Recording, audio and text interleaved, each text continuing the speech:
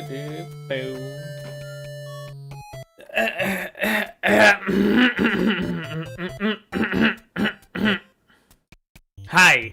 Hi. Right, so here we are. Playing Mario Maker today, and we are starting off with fewer levels. I saw that one of my people. Let's actually play this this one first while we start up.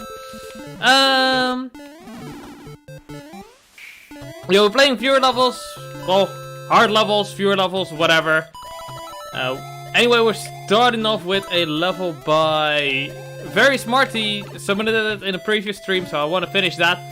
I couldn't quite finish it on... when was it? Tuesday? Either Monday or Tuesday. Couldn't quite finish it then, so we're coming back for that. Got my water ready. And I got the level ready as well. Because I am a very prepared streamer. Sometimes, maybe. Maybe. Probably not, actually. But today, I did prepare to actually do what I wanted to do. Played Qasxz. It's not all the way. Jeez. Anyway, here we go. Yeah, the reason why it's still in there is because I had to make the thumbnail for the video, actually, so it's still in there. I don't know if that counts or not, but let's see if we still remember the level. And so I remember this part with the fire bars and this stuff. The P jump at the start. And there's gonna be a lot of fire bars here. I think I might be messing up here. Oh no, it's fine. Okay. Cool. Just watch me beat this first time now. First try. Okay, we wait for this cycle, because otherwise I'm gonna get messed up. Okay. Holy shit, I'm actually doing good. What the hell is going on? Oh boy. Now the pressure's on. The pressure is on. Hold on, let me take a sip.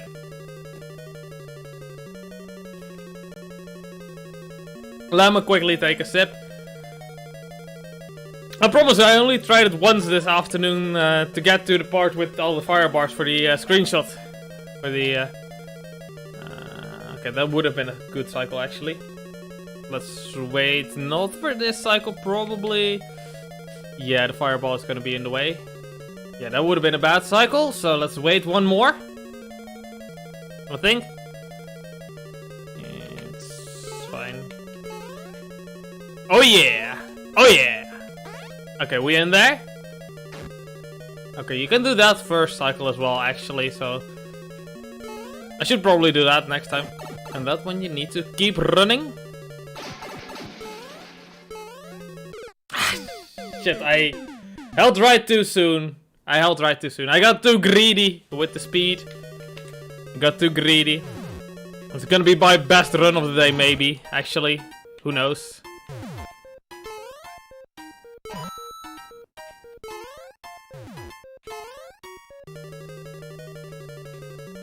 Right. Shit. So anyway, I just had dinner.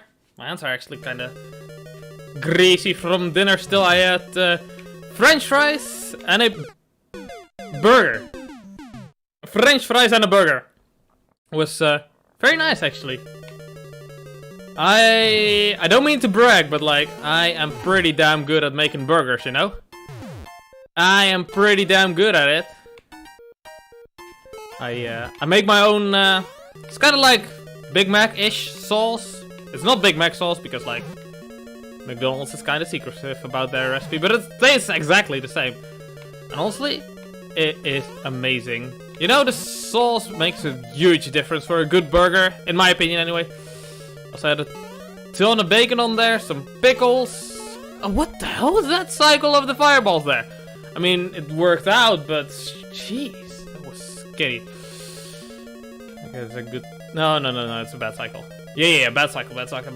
We wait one more. Maybe. 2 more? No, that's cool. Whoo, that was... spicy. Okay, I can do that one first cycle as well. That's a tough turnaround because I don't want to hit the spike like I did the first time. I really don't want to hit the spike. Hitting spike, probably bad. Like that spike. Probably bad. Probably bad, so let's not do that. Ay ay ay ay ay ay ay ay. Bum bum bada bum bum. Oh shit, I thought I landed on the block, but then I didn't. I just barely grazed the left side of the block. Or like barely landed on the left side, I suppose. Rather than landing on top. I thought I would barely land on top of it, rather. Anyway, we chillin'.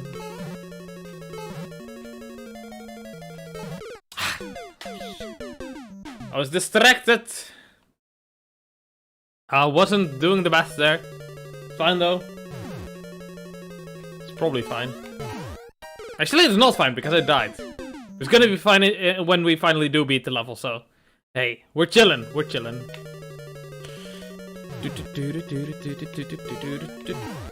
Oh, that was actually a pretty close jump. Almost messed that up. I pressed the jump button too late on the P-switch. That's why I was scared for a sec. Well, I didn't press it too late, but I pressed it later than I wanted to anyway. What I meant to say.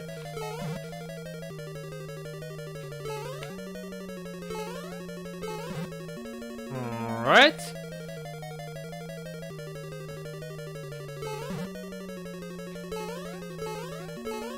Nice. Nice, nice.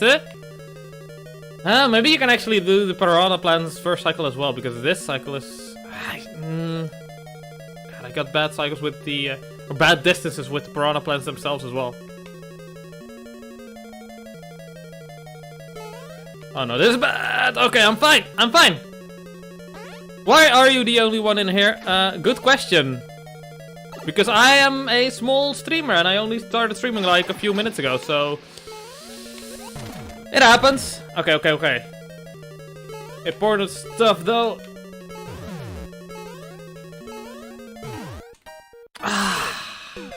Okay. God, my heart is beating fast. Ah, that was scary. That was scary. That's a tough jump there. They jump around the block. God damn it. That's a tough one. Oh, it's gonna take at least a few attempts of getting even through that block to clutch it out. I mean, maybe we'll clutch it out the next time we get there, because now at least I got the knowledge, I got the information about what to do.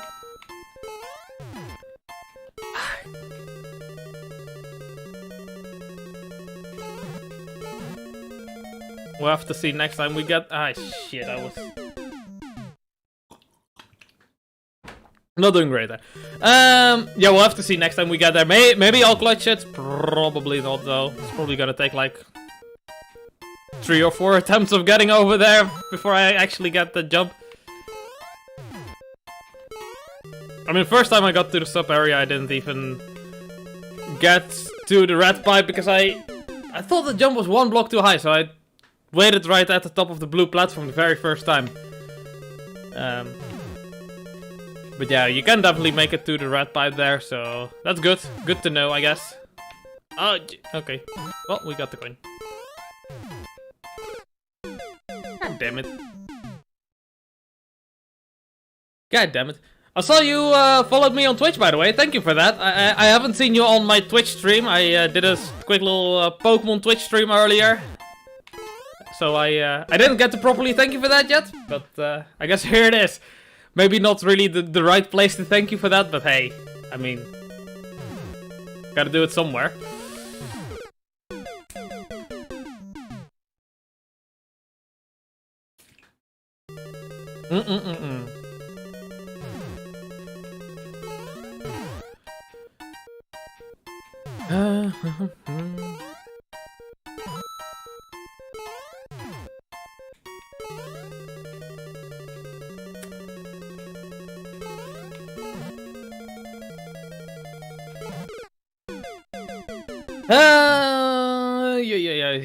Yes. Sorry, I was distracted. I'm thinking about like what to talk about.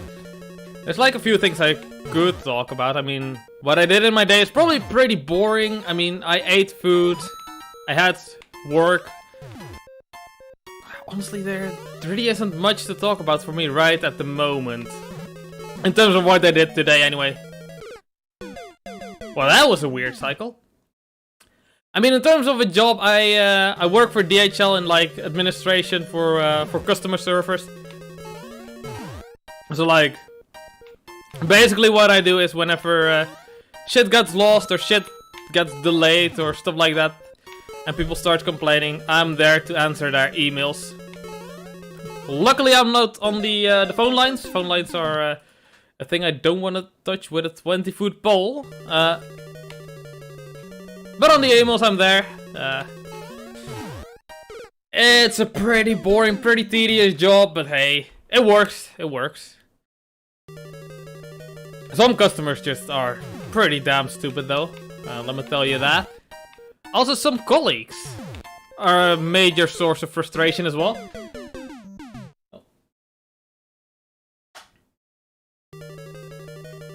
So, for example, one of the things that happens actually at my job is whenever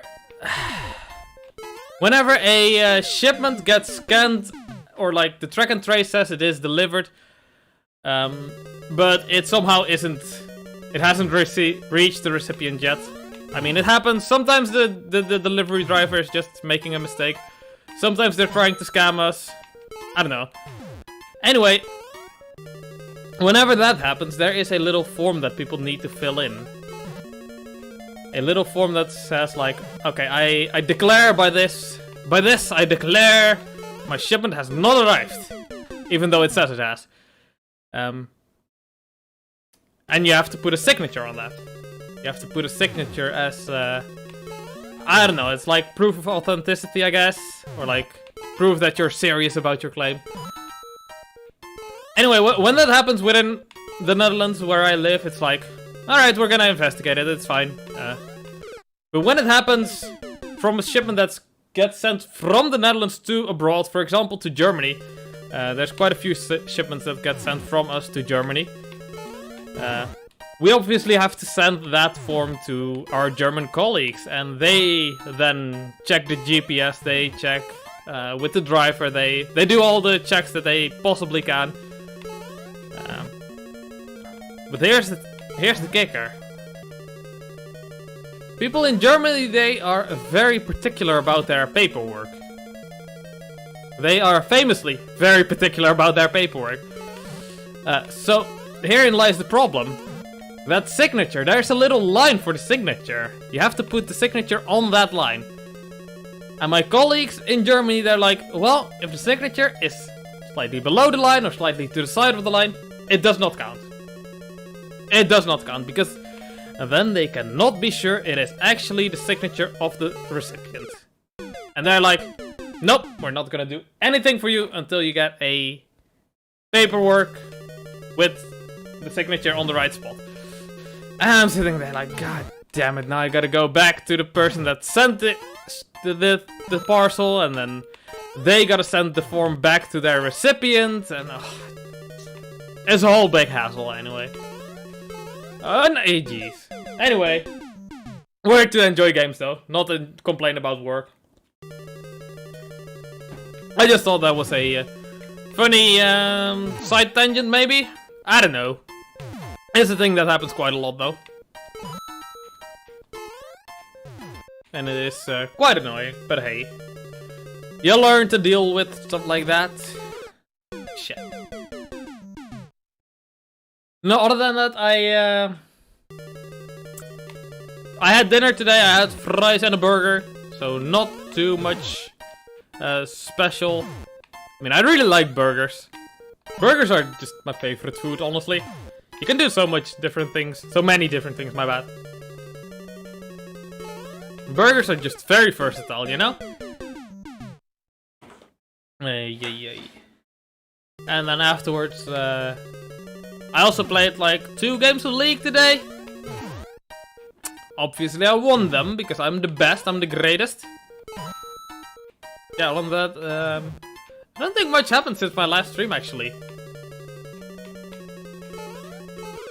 I do still have the footage from when the floods happened earlier in the south of the Netherlands. I do have that footage still that I still need to edit for my vlogging channel. I'm not quite sure what kind of format I want to do with that, or like what kind of story I want to tell with that. Because like, it's like quite a happy thing that happened, or like quite a, you know, just people having fun in the park. It's the footage that I've got. But here's the thing. Here's the thing. Those floods, they actually killed people. So I don't want to just have like a super happy video, you know? That would be just in bad faith, I don't know. I don't know how you'd say it. That would be the nicest thing to do anyway. Oh, let me just swap this a bit. Okay. I was thinking maybe I'll make it a hashtag shorts format. Maybe that would fit the footage better, honestly. Because like I don't really have that much footage to begin with, and the floods are where I live. They're already over. There's no longer a massive amount of water. The water is still higher than it is normally. But I can't really go back and shoot a bit more footage for that. It's basically, you know, water flows downstream at some point. It just does. So that's also what makes it a little bit difficult to decide how to decide how to exactly use that. It's gonna be fine though. I'll figure something out. I probably will look at it tomorrow.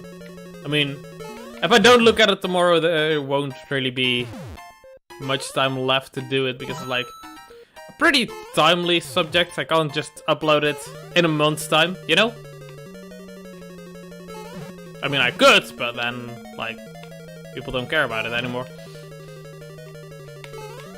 Maybe people don't care to begin with, honestly, though. Honestly. I don't know. I'm just thinking out loud here. Speaking of thinking out loud, though, should I say this? Because it might be, like, somewhat of a promise. I want to do a Lego building stream at some point. Let's just put it out there. I want to do a Lego building stream. Though here's the thing. I have one regular webcam, and then I have two other cameras that I can plug in and use as a webcam. But those two cameras, they both overheat after roughly an hour of using them non-stop for a webcam. So I can't really do a Lego building stream for more than an hour. Because the plan was to put the Lego like where the duck is, in this little area of my desk. Put like a camera like from right on top, a camera right on my face, and a camera like as a POV from my body. I think that would be really cool to do at some point, but I gotta find a nice Lego set to do that with. Could also be something else, maybe not Lego, but like Qasxz or does anyone remember those perler beads? I used to play with those as a kid. I don't think they're too interesting to actually do much with. It's basically just pixel art. And we could do that in Microsoft Paint, so I'll probably not do that. Shit.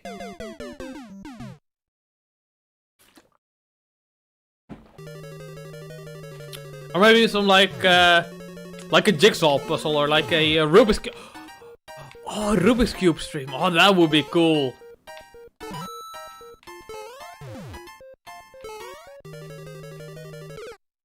Hey, I'll play your level after this one.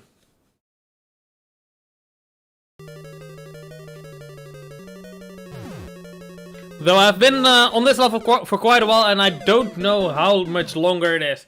The world record on this level is like 50-ish seconds to a minute. It's like 57 seconds. So you can kind of guess how long this level is gonna be from the timer. I mean, this is not the farthest I've come. But yeah, what kind of level have you got? Is it like a platforming level similar to this one, or is it like a troll level, or a puzzle level? Or more of a traditional level? What kind of clear rate is it? I'm interested. Because usually I'm not that good at the game. Well, actually I'm still not good at the game, but today I want to dedicate the time to really grind out some difficult levels if I can. I think that's a lot of fun to really grind out the levels, to really put in the time, and not really care about getting to as many different levels as possible. I think I've got a bad cycle on this. Yeah, this is a really bad cycle. Yeah, that's unfortunate. Oh well.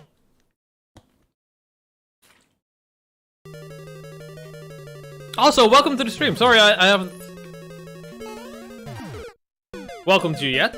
How you doing? How you doing? Firstly, I'm doing pretty alright. I didn't sleep that well actually today. I only slept like 6-ish hours. Yesterday I was actually watching a live stream. Well, actually 5 live streams all at once. A popular group of YouTubers that I watch called Hololive English. They went on Minecraft and defeated the Ender Dragon. And I just had to watch that live. It's a very monumental thing. Wait, why am I waiting? Why am I... Such an idiot. Why was I waiting on that?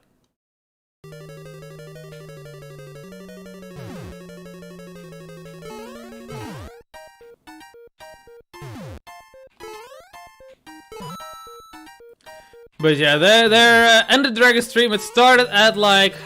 What was it? It started at midnight my time, so... what is it? 12? I don't even know if it's AM or PM, like at the end of the day. I really don't know. Here in the Netherlands we don't really use AM and PM, we just say in the afternoon or at night. Holy shit, that's so weird. Hello, Sonic? Or Pac-Man? Yeah, right now it's 8:30 for me. 8:30. Oh, alright. Hey, we flexing here. I'll get to your level after AA's level. Or triple A's level? I don't... AAA? Double AA?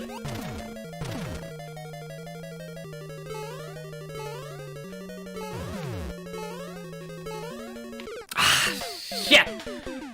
Alright, so from there it's... that was 4:30, so it's like... I think...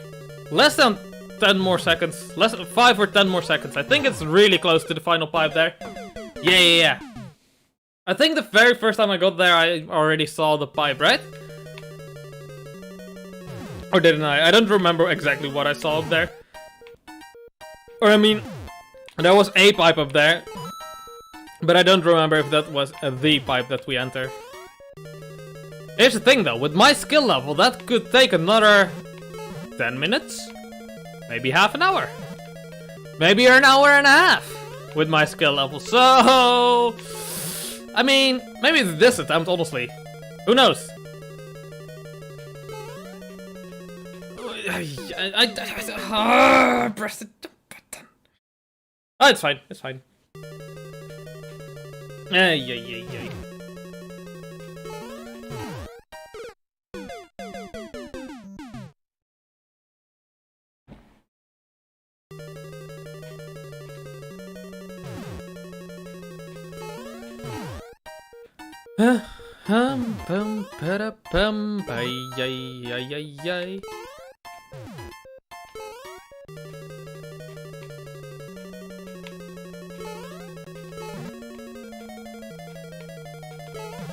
Ooh, that was close, I almost messed that up. Fine though. Alright.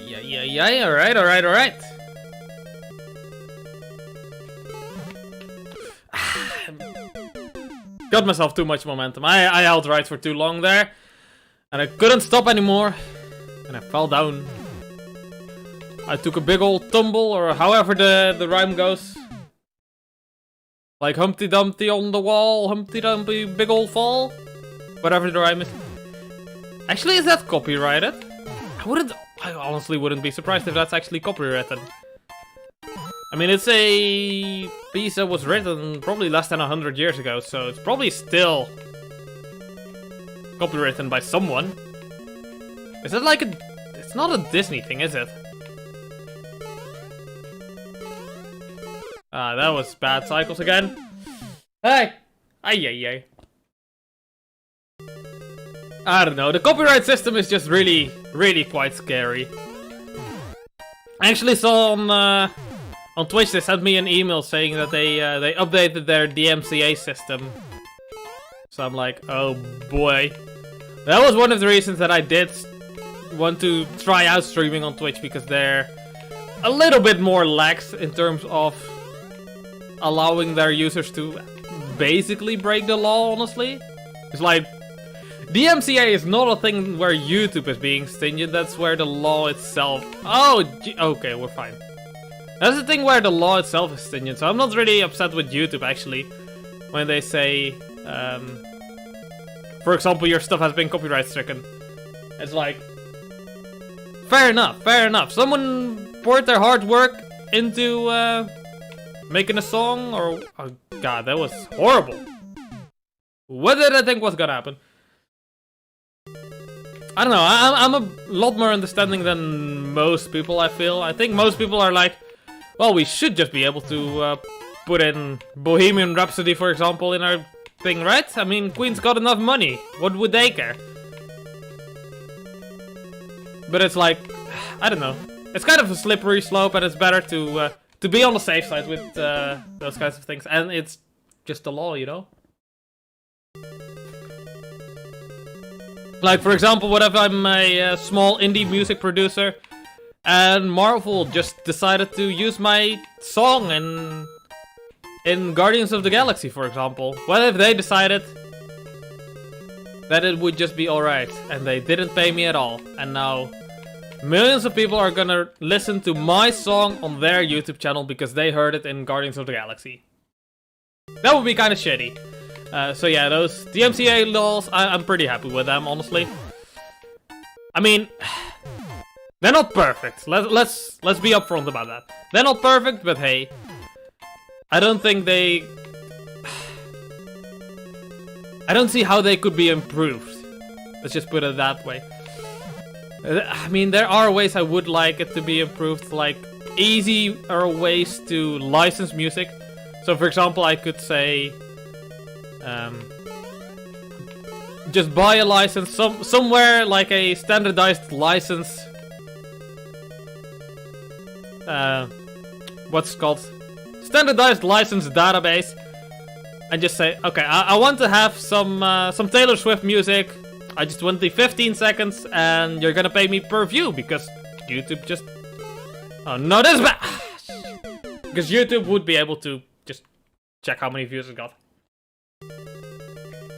And I can pay you like once a month for like kind of a subscription kind of thing, or they could withhold it from people's AdSense or something like that.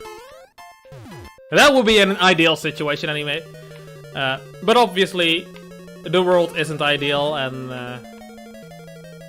the people that build those kinds of systems, or would build those kinds of systems, don't really care, and the revenue probably would be very negligible. So we're gonna stick with what we have for the foreseeable future.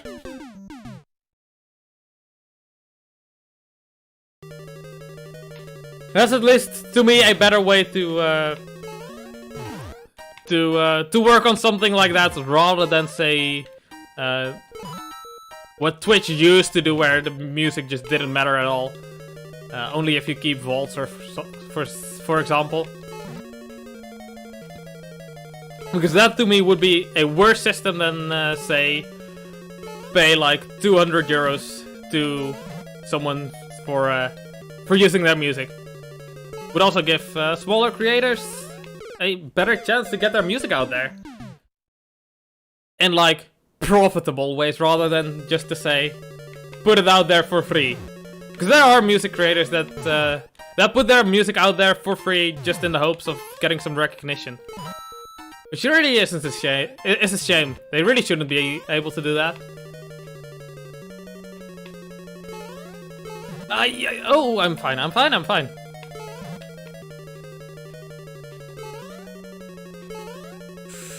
Alright. Oh, I'm really stupid. Yeah, I'm done. Copyrights in general are a mess. Approve of this by how Napster was. Yeah, Napster. That's a good story as well. I used to be a huge Metallica fan. I'm not that old where I was around during the Napster era, but it is one of the things where, I mean, as a Metallica fan, I used to hear a lot about it in all the documentaries and shit. The entire Napster thing, for those that might not know, Napster is basically something like the Pirate Bay and a peer-to-peer downloading service in one, where people would just upload music and you could just download it. It's kind of different though, because you would download directly from a specific other user, rather than from all the users that own that file combined, or have that file on their computer combined. So it's like, okay, for example, I have a whole music library on my PC, including 20 different Metallica songs. And one of you guys is gonna say like, I'm gonna search up Metallica, and I'm gonna see who has the best connection.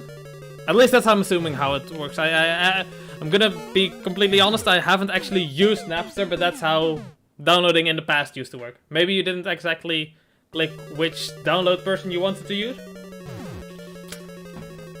but we just pick for you. I don't exactly know for sure. But basically it was a one-on-one download back in the day.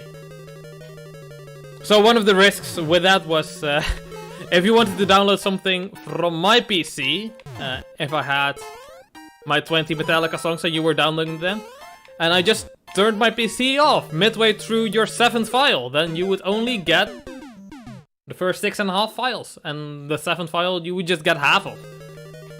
Which would leave a lot of broken files as well. But anyway, what that has to do with the copyright system, that kind of stuff is highly illegal. It's highly illegal.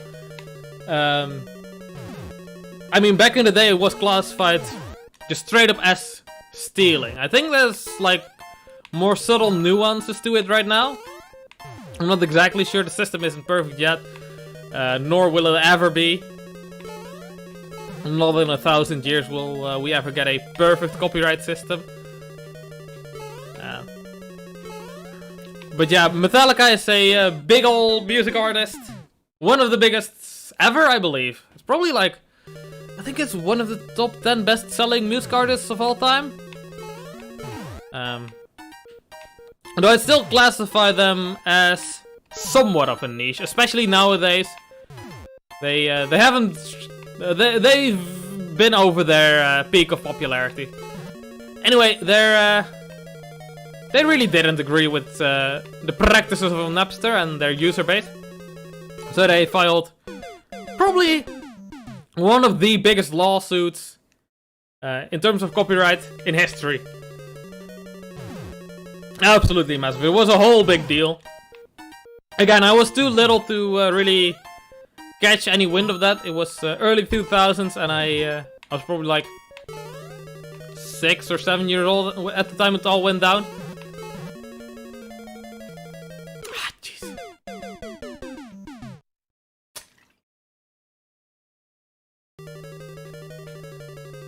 But yeah, they basically kept suing Napster, getting more expensive lawyers and shit, until Napster basically just went under. They had to pay such big fines. Like, I don't know what it was, but they had to pay, I think it was per download or per listen or something like that. Very draconian. Because like, Napster wasn't making a lot of money. It was basically just it wasn't even a hosting service, it was a a service that would connect people together, basically. So they had to pay way more than they could possibly afford, and Napster went down under. And no, I didn't mean they went to Australia. But yeah, Metallica got a lot of bad publicity for that because Napster was really popular at the time. So that is the other extreme of where copyright can lead us, and that's an extreme that I don't want to head in either. I do want systems in. I do want to protect like creators as well, especially small creators who might not be able to afford big lawyers or teams of lawyers like Metallica was back. I'm messing up these songs so bad. Like Metallica was back in the day. So as I was saying, I would really love there to be a service, maybe baked into YouTube, as part of YouTube. I mean, YouTube already has a system where you're able to use music that is completely free. Like, completely, what's it called? Creative Commons music. They got a Creative Commons library where you're able to go in and get some of that music and use that. I would like that library to be extended to a system where there's also licensable music, where you can pay a fee, maybe a flat fee for small creators that only have like 1,000 subscribers. But if you get a lot of views on your video, then it starts to go into like a scaling fee, depending on how many views you get. I don't know what kind of system YouTube would implement. But for example, if I wanted to license some music from my favorite creator, Metallica. Well, not Metallica, they really are against that kind of stuff.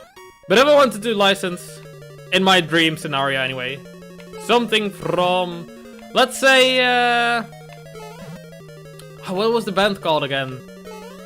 They recently did the whole, the Wellerman song that went viral recently. They came out and said they would really like to put their music out there, but YouTube system just doesn't really allow them to do it in an efficient way. What are they called again? I forgot. Something like that would be really cool if you could say, alright, I'm gonna pay those guys, I don't know, 200-300 euros, and I'm gonna be able to put their music on my video. It's a whole big debacle with legal stuff and, like, buying licenses in the Netherlands, for example, is different than buying licenses in America.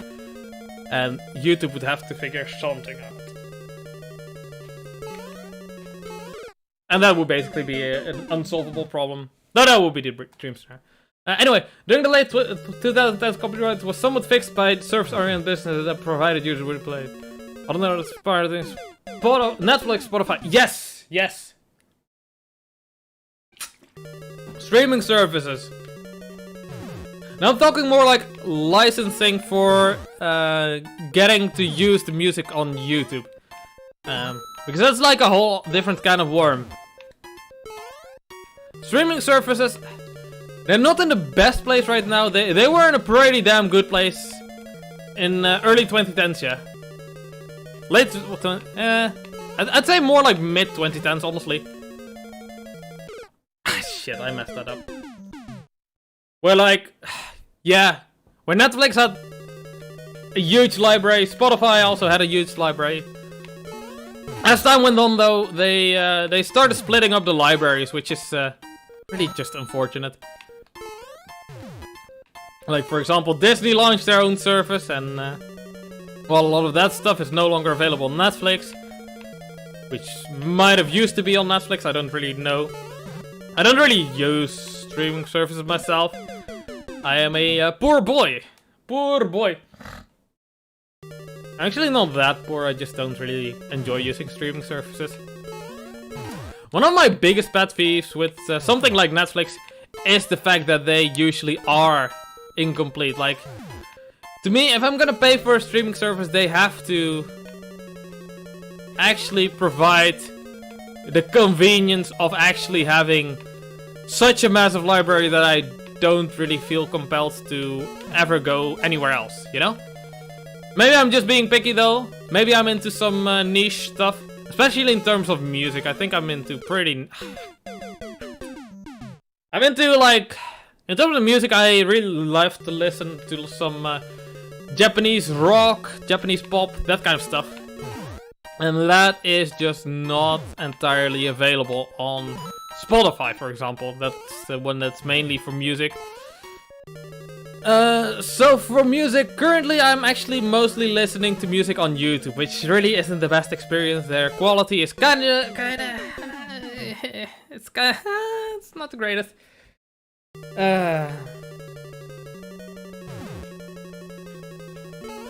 Oh yeah, that would be great if somehow there was a centralized system where Spotify was able to provide licenses.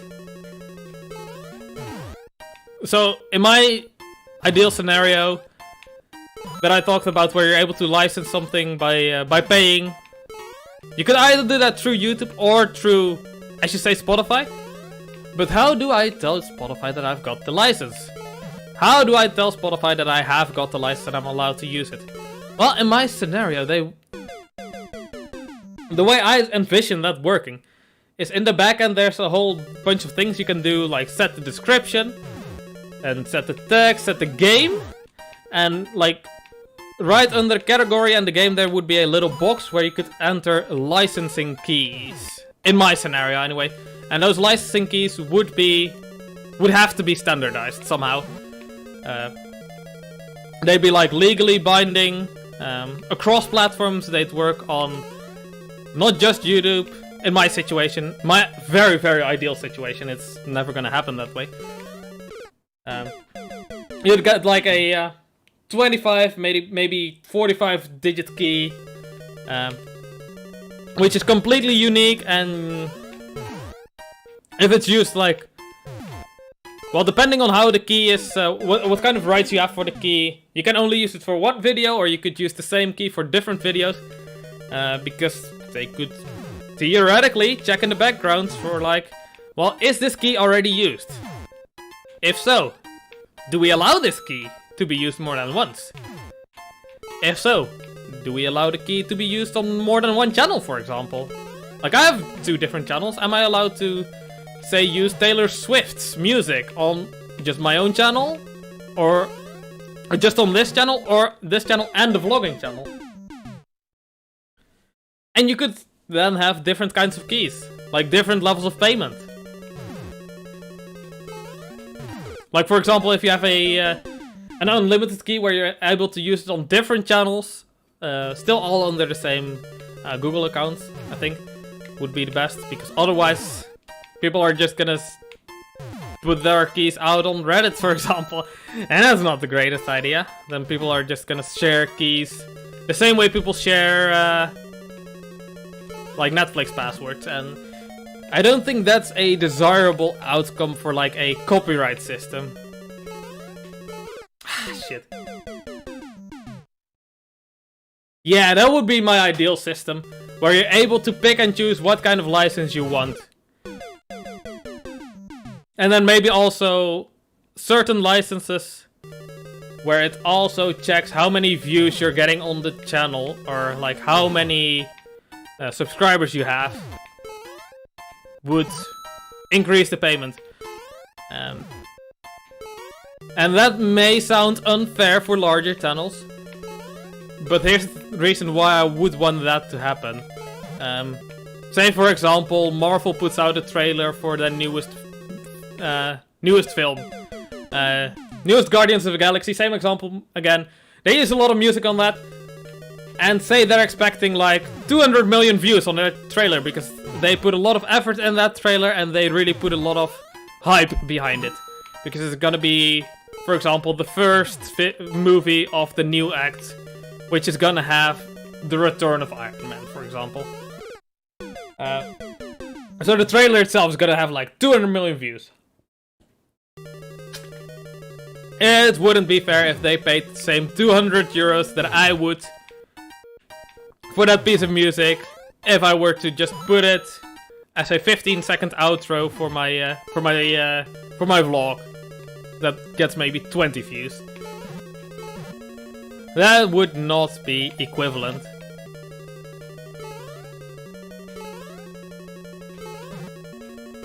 But again, I'm not a legal person. I have no degree. I just like to think about this stuff and how the system might be fixed. Or I say fixed, but I mean more like improved in a way that it would open up more possibilities for both video creators like myself and music creators to monetize their content, because I think that is the part that's actually lacking mostly. That is the part that I think is actually the thing that needs fixing, not me not being able to put Bohemian Rhapsody on my video. I think it's fine if I'm not able to put Bohemian Rhapsody on my video, because Bohemian Rhapsody would be a really expensive song probably to license. Because there's a high demand for it.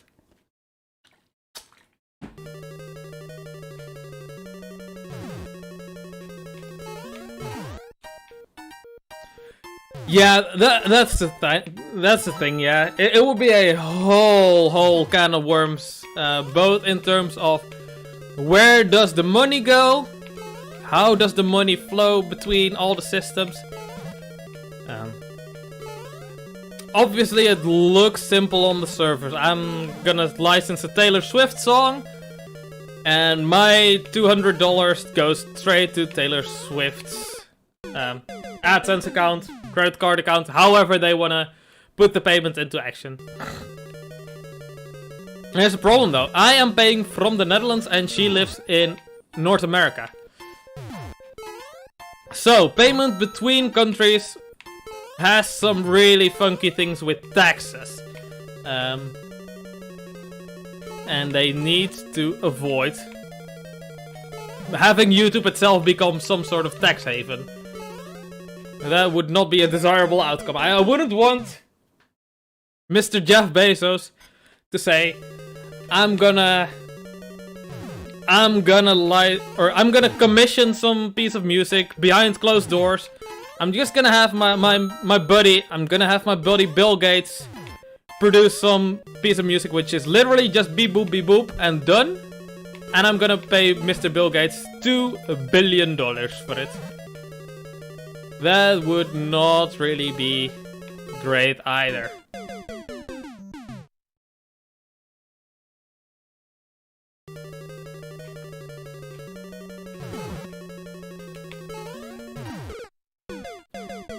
Yeah, true. The system would also have to be made in such a way that you can't exploit the licenses.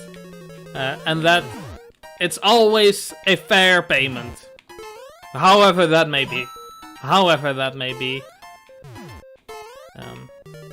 So as I say, payments should be based upon the amount of people that actually end up hearing the piece of music. There should be a system in place to make sure that I'm not uploading just a piece of music with my own dance video in the background. Because then my video might just get more ad revenue than your music video would make ever. That's also undesirable. Like for example, the coffin dance meme last year was a big example of that, where the music piece Astronomia. It is a music piece that has been on the internet for, I believe, close to 10 years now. No, that's not it. Anyway, that music is just some indie piece of music, some electronic piece of indie music. Someone made it on his computer, maybe in his parents' basement, I don't know, maybe on a really high-tech PC, but it is a piece of music that was made by just one person. And he would like probably to have a good slice of the pie of AdSense revenue of the coffin dance meme.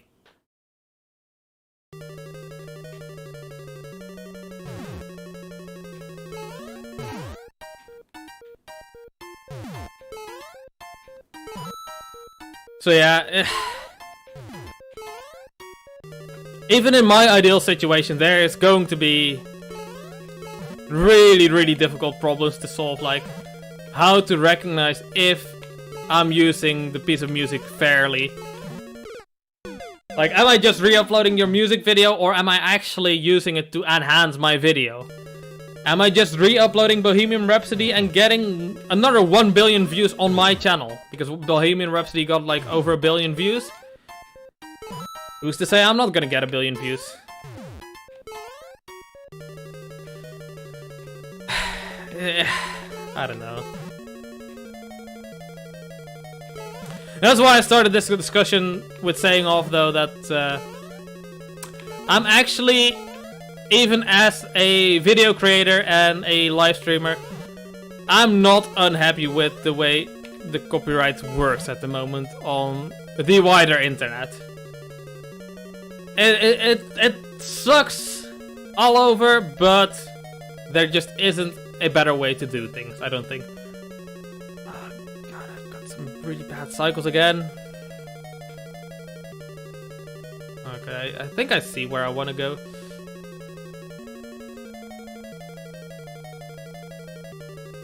After this one, no, that one. Oh no, I messed up! Ah, that was rough cycles.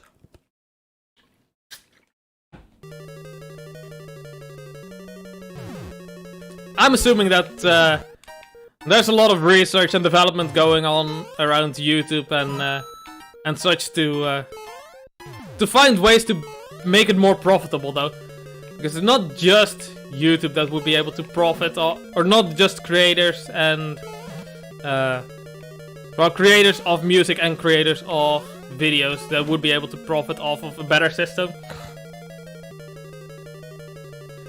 In an ideal situation, there should just be a lot more money to go around in those systems. Yo, we doing good again, though.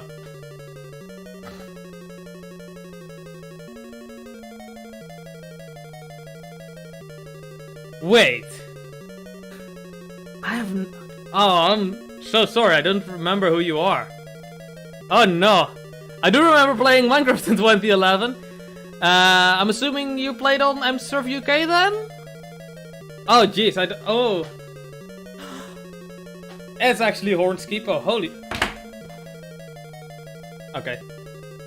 We're pausing this. We're pausing this. I got stuff to do. I got stuff to do.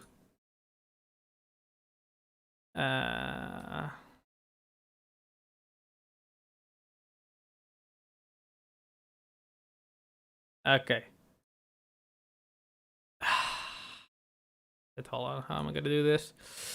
Sure, add a window capture. Sure. No, not that one. Oh god, am I leaking shit? I think I'm leaking shit. Yeah.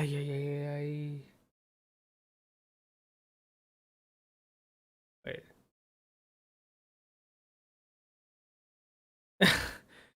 Hold on. Which is it? Why is it not showing up? This one, is it? No. What? No?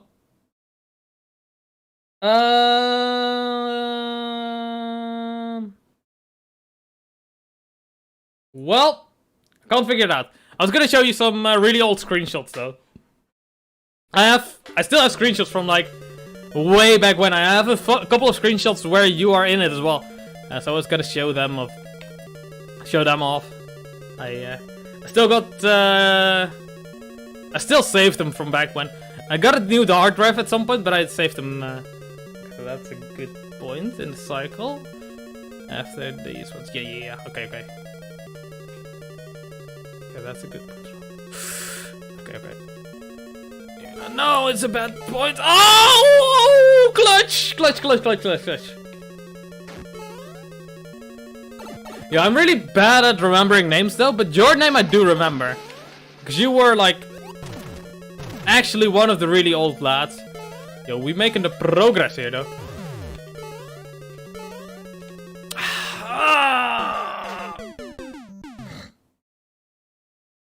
Like, you were around on the original plot worlds.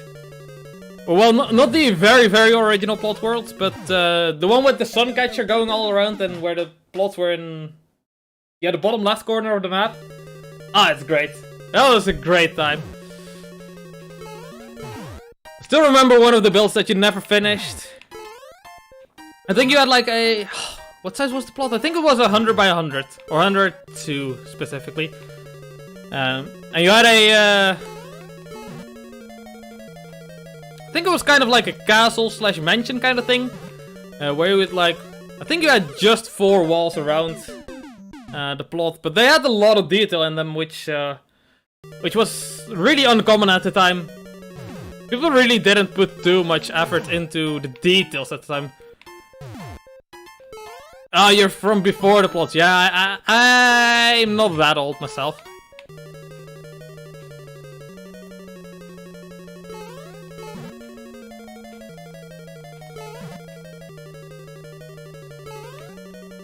Crap. Now I really want to go through those screenshots, because going through the screenshots with some of the old lads is always a lot of fun. I've got some real good memories in there. Some of them, well, actually, maybe I shouldn't, because that might get me banned, some of them. I got some of the ones where, you remember Anydoll? Or KG90H? You definitely remember KG90H, but you remember Anydoll? At some point, those two, when they got together with World Edit, things didn't go well. Or really well, depending on how you want to look at it. Things either... Yeah, Anton Idol.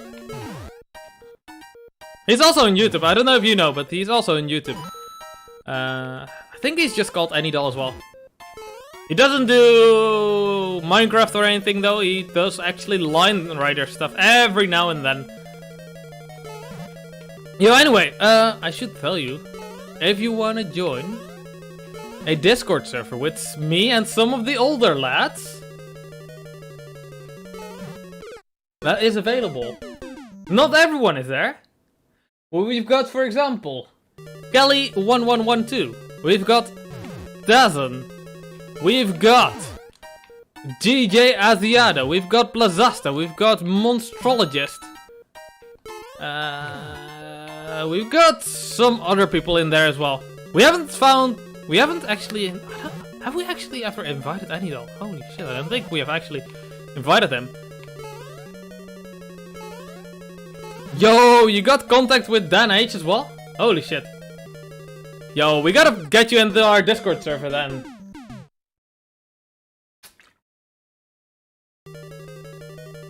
If you want to post your Discord with the hashtag numbers. Holy shit, you actually got KG90H's contact info. He's one of the lads that I've been missing the most talking to. Or like... Not really missing talking to, but... I just haven't spoken to him in such a long time. And there are a few things that I would like to... I mean, there's tons of people that would like to ask him, I think. About like...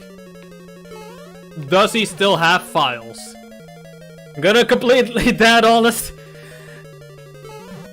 I just want to see what kind of files he has remaining from back in those days. Like map files. Probably not much though. I think I at some point heard something about he doesn't really have that much actually.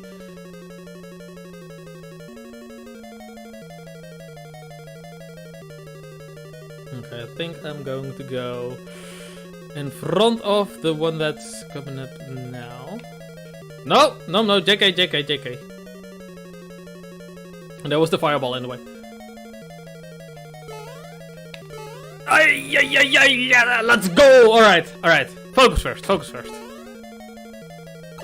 Yeah, that's really tight timing on the pipe, by the way. I'm really impressed with Mr. Very Smart who made this level. Okay, I'm dead. Well, nice. Good concentration.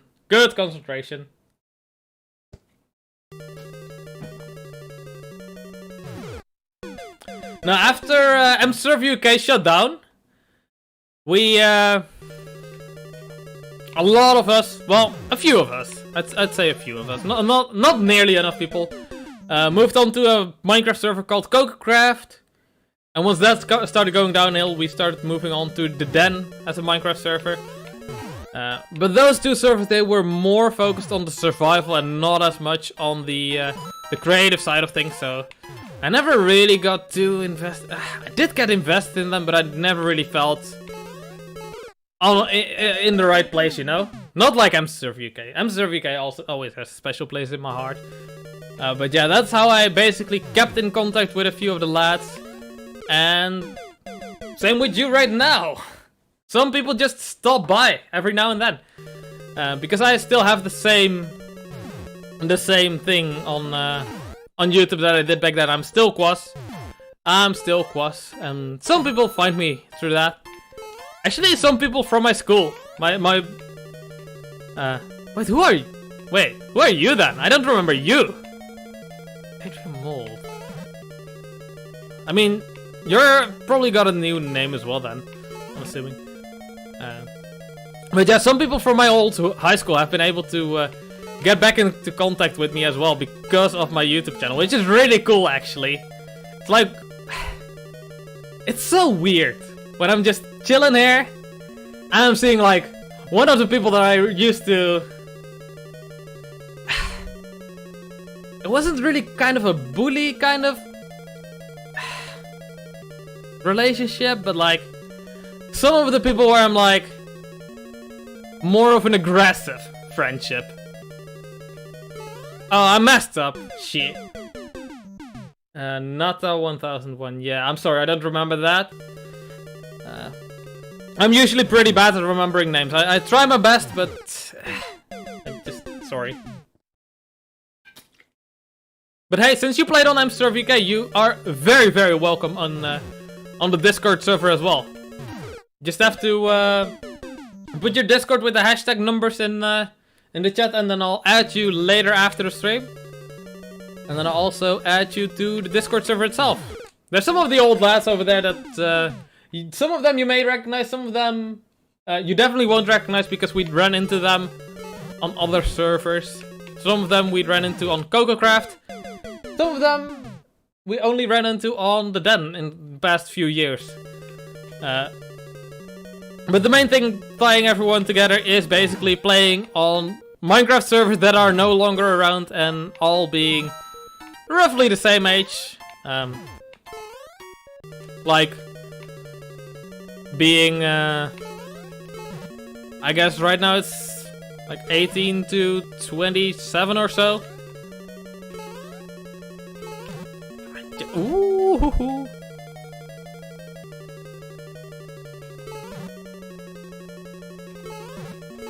Oh boy, no. Ooh. Okay, alright. I'm gonna wait for this one and then I'm gonna clutch it out. I'm gonna clutch it out. Okay, okay. We win the game. We win the game here. We win. We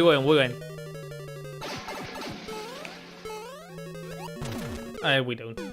I held right too late. Now, I'm curious how you guys found me again, though.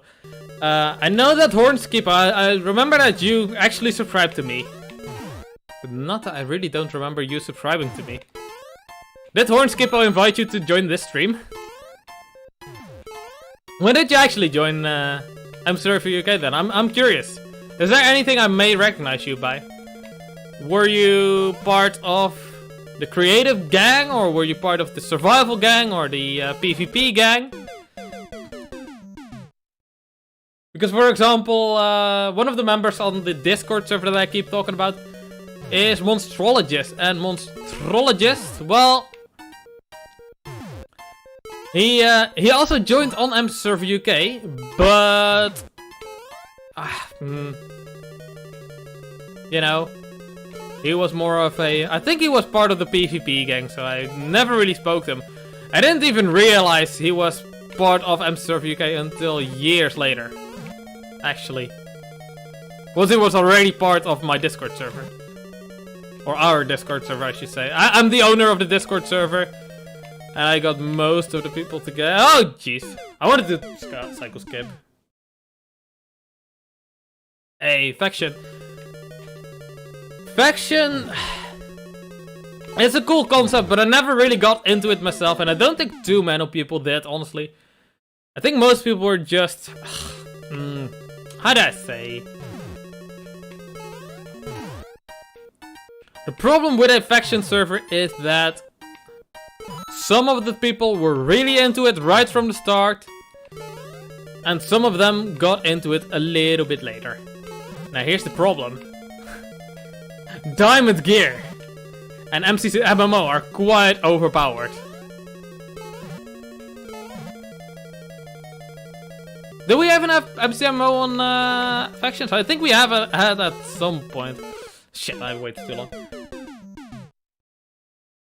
Oh yeah, we had economy. Yeah. Oh, we had an adaptive economy on that. Nice. Honestly, wouldn't be surprised if someone like Elmo wrote the adaptive economy thingy. I was quite young at the time. I think I was like 17 when Server UK shut down. Oh no, I messed up. I can't make that cycle, so I tried to go back, but it didn't work. But Elmo was definitely a working class adult, and looking back on it, I would not be surprised if he was pretty damn interested in the stock market and such. That's a topic we could get into if you guys are interested. Because I have been dabbling into the stock market and like investing a little bit in the past year. And I'm not one of those hype investors though, I just play it really safe actually. The way I invest is pretty boring actually. Because like, so very brief overview on what I do. Is the bank where I have my money anyway has a service where you can allow them to invest a set amount per month.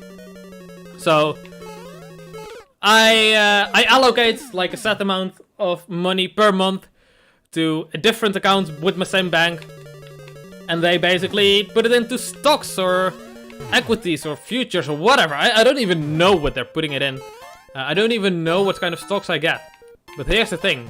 They automatically spread it out in probably a decent way.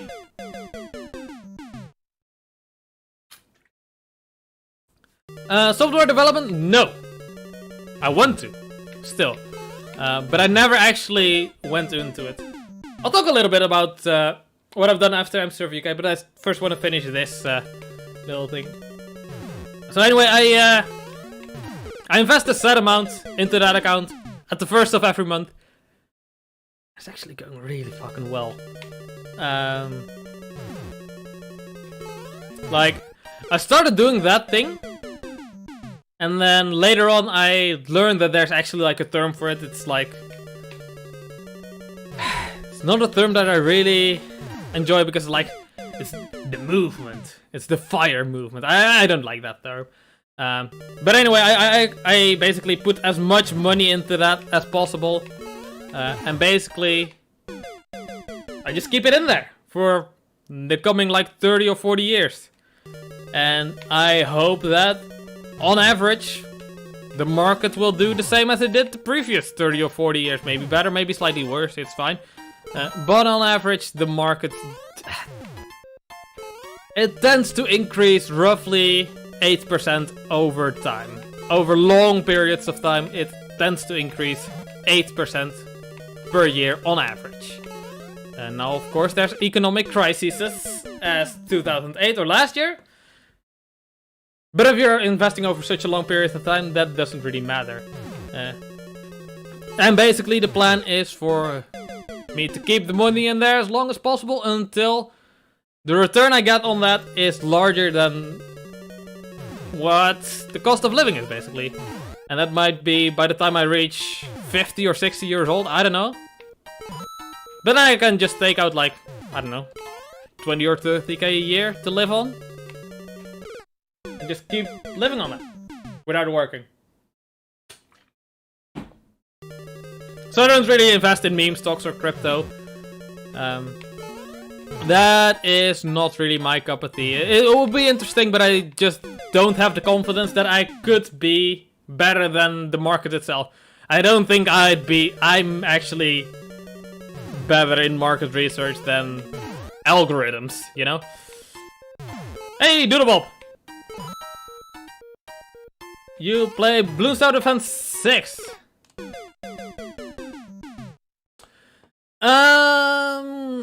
Probably not. Probably not.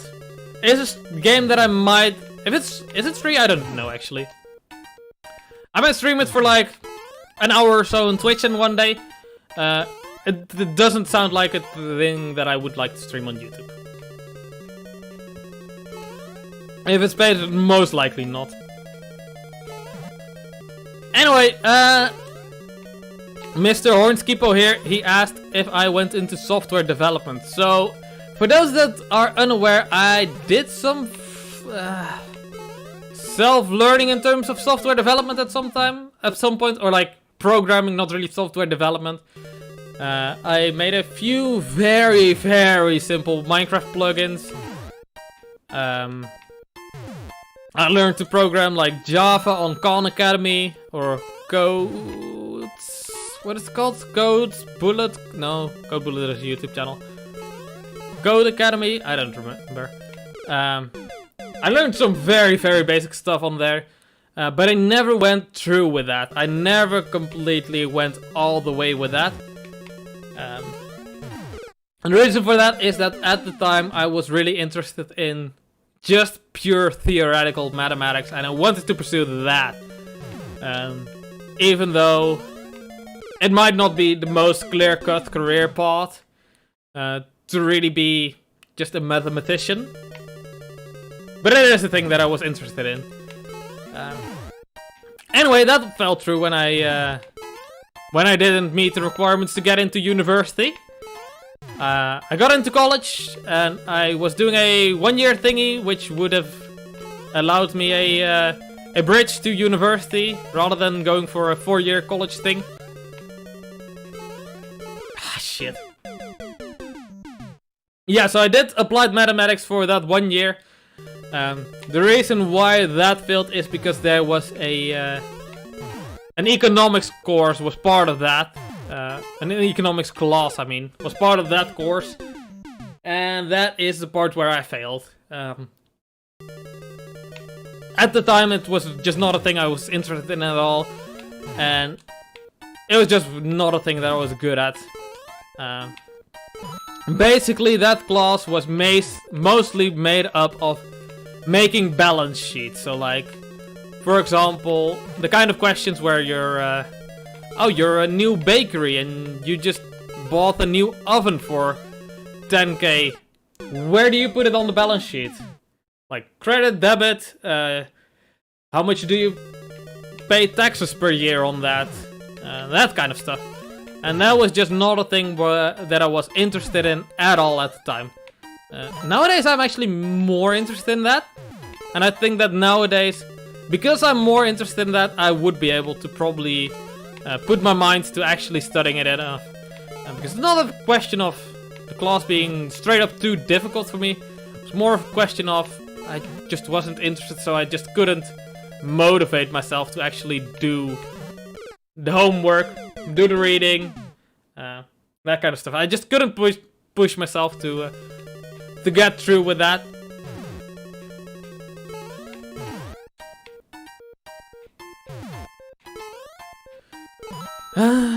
So anyway, yeah, that was supposed to be my bridge to university, where I was going to study pure theoretical mathematics. And I think I would have probably fared pretty well in there. I think those classes just fit my interests a lot better, especially my interests back then. They fit a lot better, so I was really, really excited to do that, but then it fell through. And yeah, I spent a year doing nothing, thinking about what I might do in the future.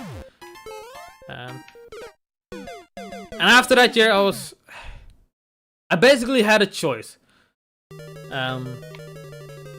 I had a choice. I could wait 1 more year and take an entrance exam, because then I would have been over the age of 21 and you're able to take a general entrance exam that anyone would be able to take. No economics required.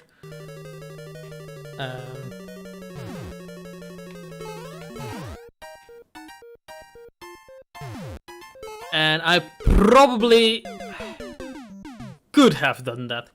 It would have been really tough though. 2 whole years without doing mathematics and then going into a pure theoretical, pure mathematics study. And I'm not talking just calculus, not just linear algebra. Like, really, really hardcore mathematics stuff.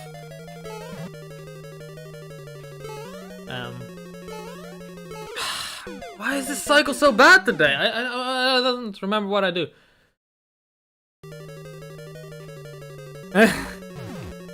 No, I don't do drugs.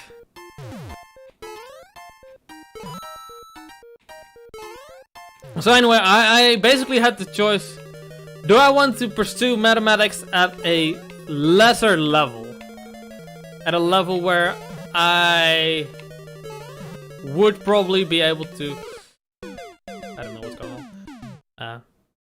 I would be able to get into a study, but it wouldn't be at the high level that I would want it to be at. So for example, a high school teacher mathematics. That was one of the options. And I was like, no. No. If I'm not gonna do it at the high level where I think I can... At the time I felt easily achieve.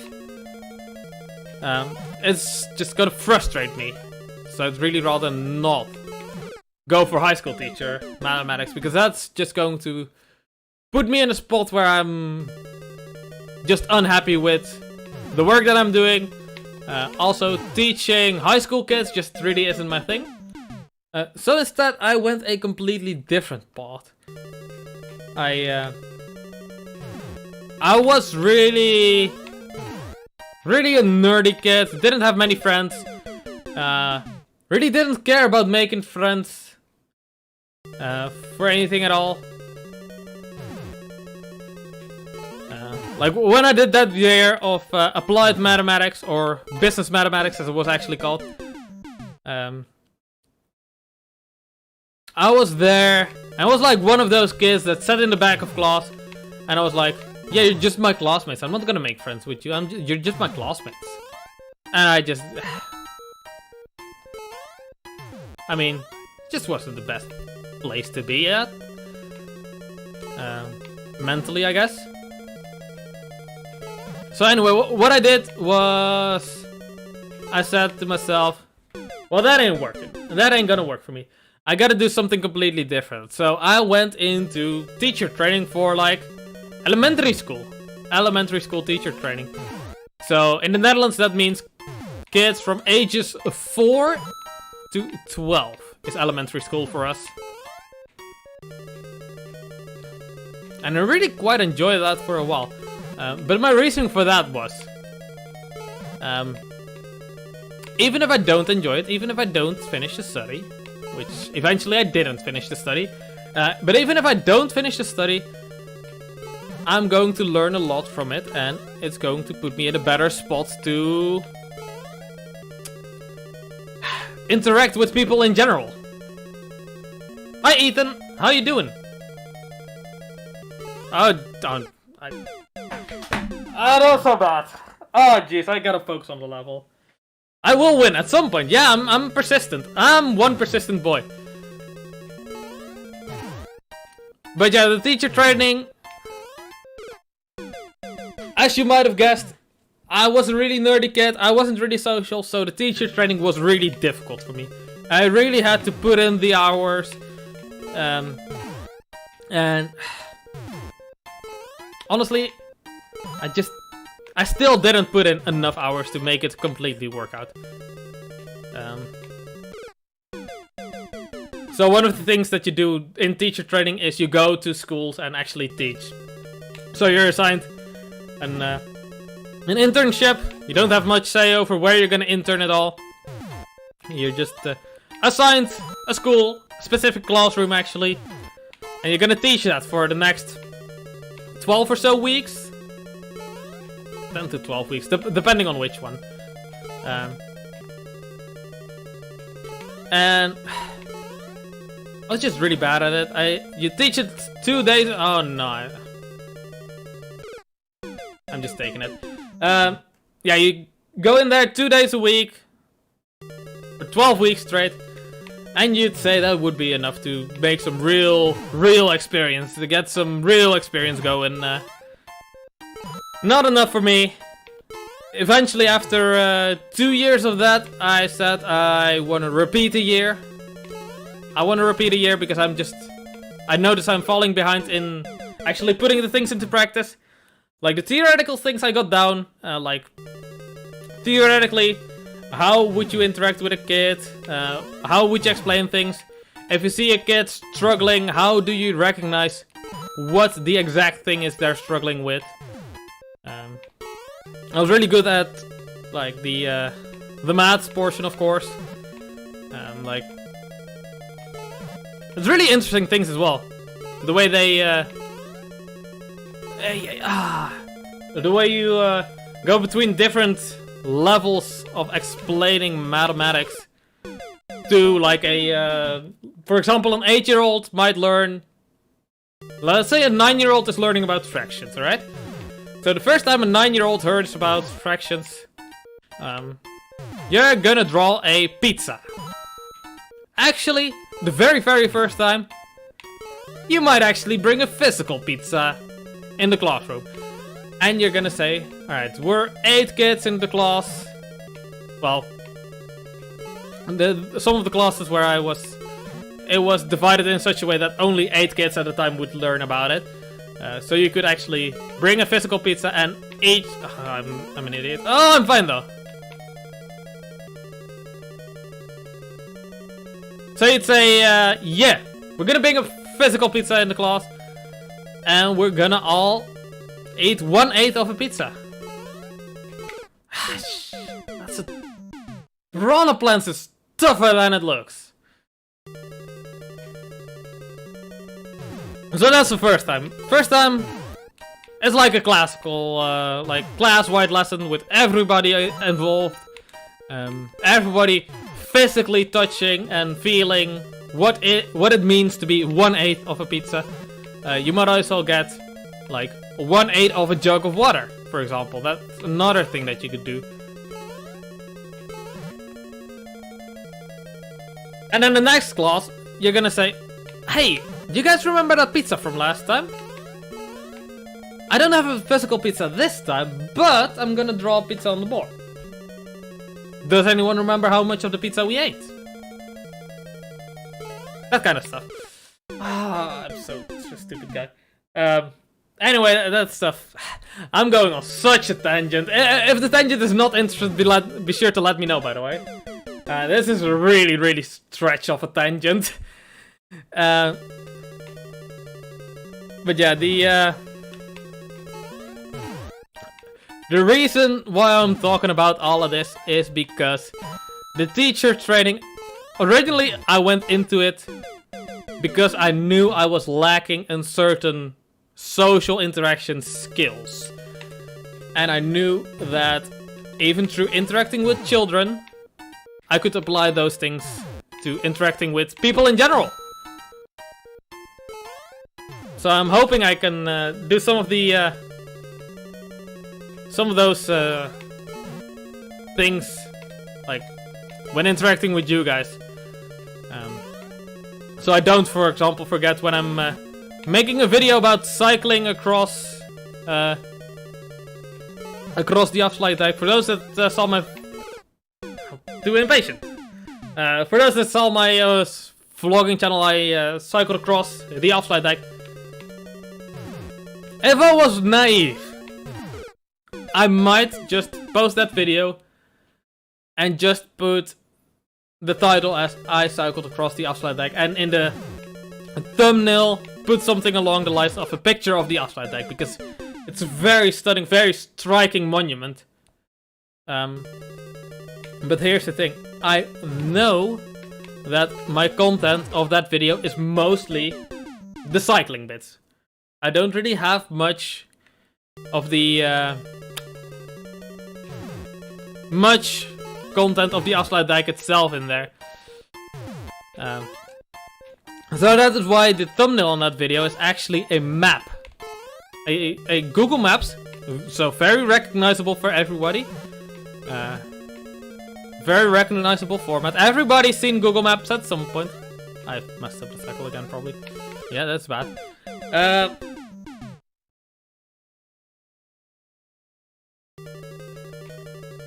So yeah, it's that's just the example of the thumbnail, but also in the editing process, I would have liked to put more graphics on screen to properly explain some of the things. So for example, during one part I was talking about Flevoland and the Flevopolder. And honestly, I should have put a map on screen to show which part of the Netherlands is actually the Flevopolder and where I was in relation to that map. Actually, I think I did. No, I actually did. Yeah, I did for that part, what I'm thinking about anyway.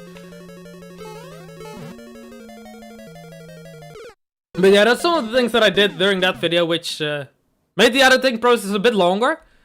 But I think makes the end product a lot more understandable, because it's really easy to fall in the trap of I'm just talking about the Afsluitdijk and the IJsselmeer. Everybody knows the Afsluitdijk. Well, no. Everybody in the Netherlands knows, and that's 17 million people, and my audience is everybody that speaks English, so that's like 20 billion people or some shit like that. So I gotta explain when I'm talking about that. What actually is the Afsluitdijk? Why is it so important for me? Oh no, I'm messing up again. Oh, saved! Why is it so important to me? Where is it even located? Because like some people... No, that's actually a lie. I was gonna say some people are visual learners. No, that's a lie. Everybody is a multimedia learner. So everybody learns best when I'm talking about something and showing a picture, rather than either showing a picture or talking about it. So yeah, in terms of the Afsluitdijk, I gotta talk about it. And I gotta show a picture of it, otherwise it just will not work. How long have I been on the map? In total, 3 hours. It's an hour and a half today, an hour and a half last stream. Actually, an hour and 40 minutes, I believe, before I quit on last stream. And said I was gonna move on. I'm stubborn and I'm gonna finish it, though. Yeah, Flevoland, I should actually also explain in this, because not everyone has seen my video, and I shouldn't expect anyone here to have seen the video. Even the people that I know have seen it, I shouldn't expect them to have remembered anything about it. So I should re-explain. Yeah, Flevoland and the Flevopolder is an area of reclaimed land in the Netherlands. And it is the largest area of reclaimed land in the world. By a long shot. It's not even close. Oh no, well, sit here and take it, I guess.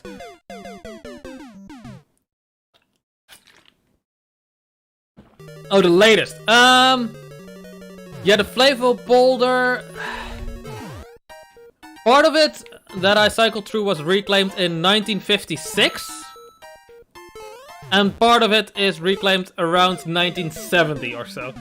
That I also cycled through. Actually, there's like 3 parts of it that I cycled through. There's 3 different polders that all together make up the province of Flevoland, and together they are... Two of them together are the Flevopolder, and there's also in the north there is the... I don't remember the name of the polder. But yeah, it's one of the latest large areas of reclaimed land. But honestly, the entirety of the 20th century was really big for getting more land for the Netherlands. Because it was a pretty damn prosperous time in general for the Netherlands. We obviously had the baby boom. That was not just an American thing. there was also a very widespread European thing where just many children were born. And people at the time had legitimate concerns that the Netherlands just would run out of space. And quite honestly, we might actually have. The Netherlands is one of the most densely populated countries in the world. Oh no, I'm messing up again. I keep forgetting. Hey, your father is part of that baby boom.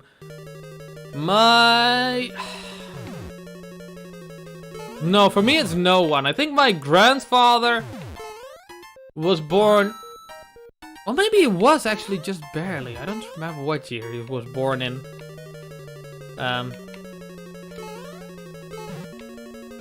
So yeah, shows how young I am, I guess. It's my grandfather instead of my actual straight up father. Or how old you are, I don't know. I'm 25, by the way. Can't say I'm that old or young without actually saying how old or young I am, I think.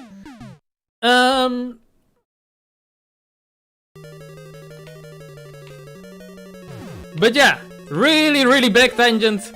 Unraveling all of the tangents that I went on during teacher training.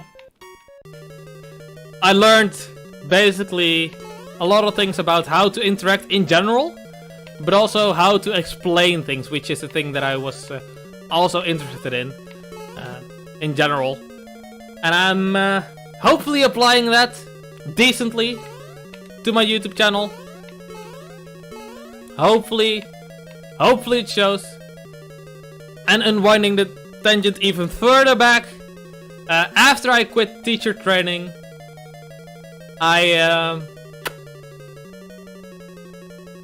yeah, okay, so to recap why I quit teacher training is because it was difficult for me to put all of the theory into practice in front of a classroom. That was the main problem for me. Like, the theory I could do all the lesson preparations as well, but the problem was, okay, flex, nice. The problem came when I'm sitting in front of a class of maybe 30 or so barely pubescent teenagers, like 12 or 13 year olds, and they just don't care about me at all. They're like, well, you're not a real teacher, you're just the intern. And I'm sitting there like, please listen to me. And I just didn't have the confidence, not the assertiveness, to pull through with those kids. So, it's unfortunate, but hey, it do be like that. I never expected myself to actually become a teacher for like the next, let's say, 20 years. I never expected that to happen. How do you put your idea in the chat? Depends on if you're on your phone or on your desktop. If you're on your phone, probably just type it over from Discord if you can find it. If you are... Oh, no. Sorry. If you're on Discord, you can just click the copy button somewhere. I don't remember where it is. And just put it in chat. If you don't... YouTube automatically disables it or removes it. Because it does that for some things. I know YouTube does that for some things. You can always put it in a regular comment or put like spaces in between or something. Oh, you can't do Discord. Oh! Then I don't know. Anyway, I think that Hornskippo, the boy Horny, he put his in chat, so I'll add him. I mean, it looks like you guys are still in contact, so maybe the easiest way is probably for me to just add him and then he can add you to me. Yeah, you can put it as a normal comment below the video instead of like the YouTube live chat as well. That's fine too. That's actually easier for me. Easier to find after the stream. Okay, here's the cycle skip. Woo! Let's go! Okay, well, almost got it. That would have been cool though. It is very possible though. I should probably do that. Getting back to my tangents though. After quitting teacher training, my plan was not to study again for a little while.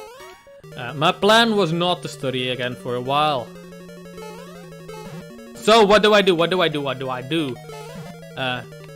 Basically, I just do what any boomer would tell you to do.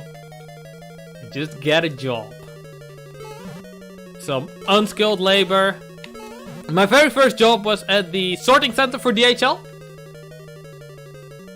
My very first semi-permanent job anyway. At the sorting center for DHL. Just doing the very arduous physical labor. I actually didn't mind it at all. That's so greedy. I'm so stupid, dude.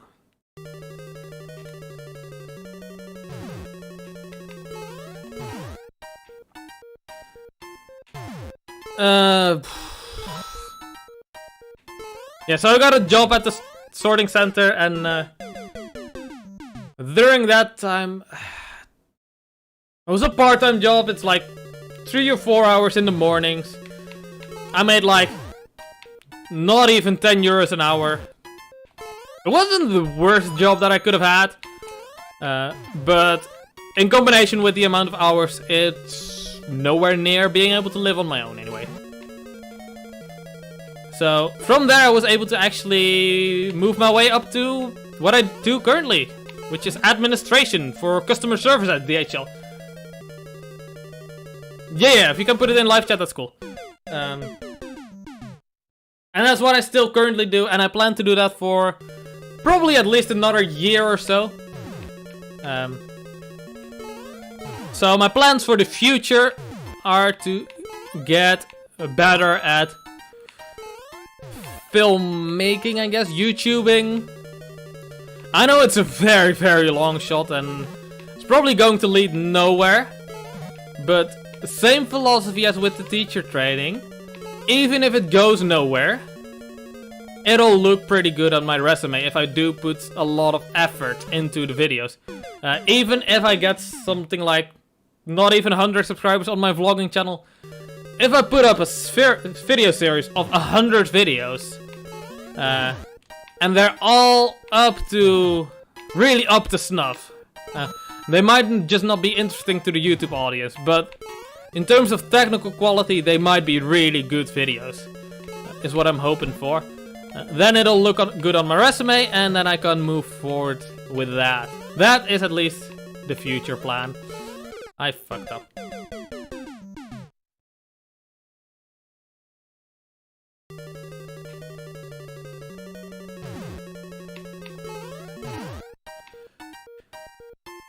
Yeah.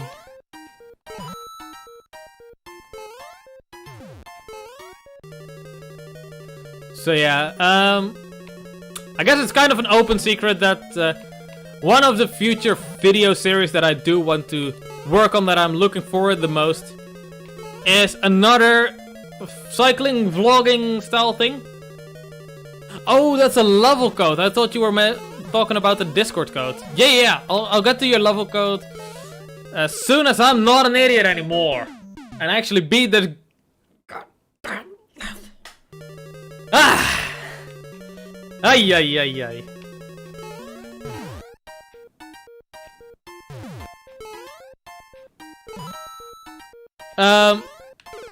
I don't know what words I said in the last minutes, but yeah, I want to do a long video series of a cycling tour across Japan once travel opens up. I want to leave either April or May of next year. Not too early, because I want to start a tour in the north of Japan, and the north of Japan gets really cold, and I don't fancy cycling in actual 20 meters of snow. And I also don't fancy cycling through the summer in Japan. Though, with how long the trip is gonna be, I'm gonna have to cycle through either the winter or the summer. So it's gonna be a big yikes either way.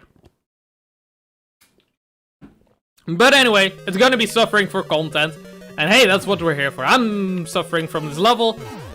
I'm gonna suffer for doing those cycling videos. But anyway, I've been preparing a lot for that. I actually got some really good cameras as well. Actually got one camera, and I'm also planning to buy a GoPro to go with it. Okay, alright. Yeah, mountain biking is a lot different. Yeah, what I plan to do is... It's not quite bike packing, but it's called bicycle touring. And similar to what people refer to nowadays as bike packing though. Basically you have really big, heavy Ortlieb pannier bags with a lot of stuff. You go camping. Nope, the bags are too far away. I can't grab one right now. And basically you have a lot of gear, and you mostly go over regular roads. You can do slightly off-road if it's like a hard gravel path or something like that. You can still off-road with my bike. I got decently thick tires, like wide tires, so gravel paths don't really faze me. Actually, in terms of cycling, I really enjoyed going through mountains. Which might sound weird coming from a Dutch person, but I think it's actually the most logical thing for a Dutch person. Reason why I say that? For those unaware, the Netherlands is one of the most flat areas in the world. It's like... You know, most of our areas are located below sea level. And, for example, the Flevopol that I talked about earlier. The entire highest point in Flevoland. The very, very highest point. In the entire province. Which is like... I think the province is... what...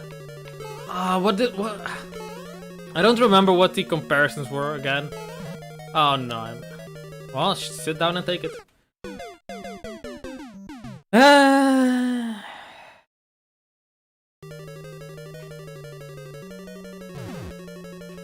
I mean, at least it's like bigger than New York City. It's not as big as New York State, for example. It's, I don't know. I don't know what the comparisons are again. But yeah, a pretty big area. And the highest point above sea level is 8 meters. 8 meters above sea level. That is the highest hill in the entirety of that area.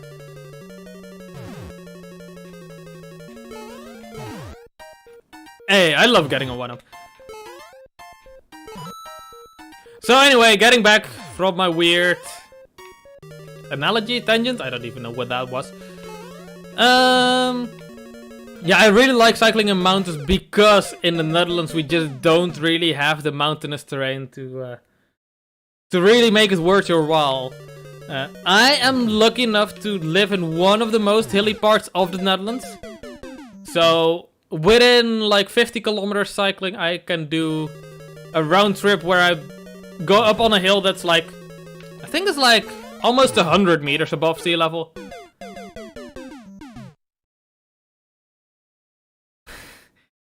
Wait, you have a cabin?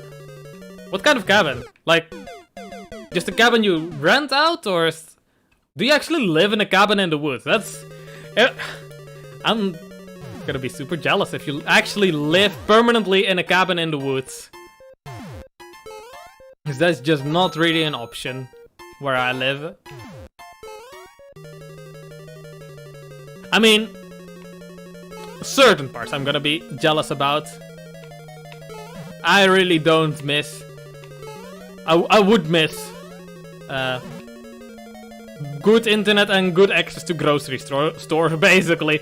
That's the main thing for me that I would like to have in terms of amenities. Hey, let's go! Let's go! Okay, go.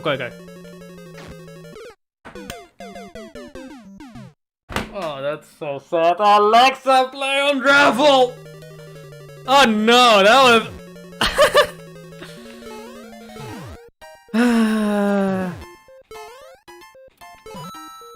But yeah, mountains, they're great fun. I do not like downhill sections though.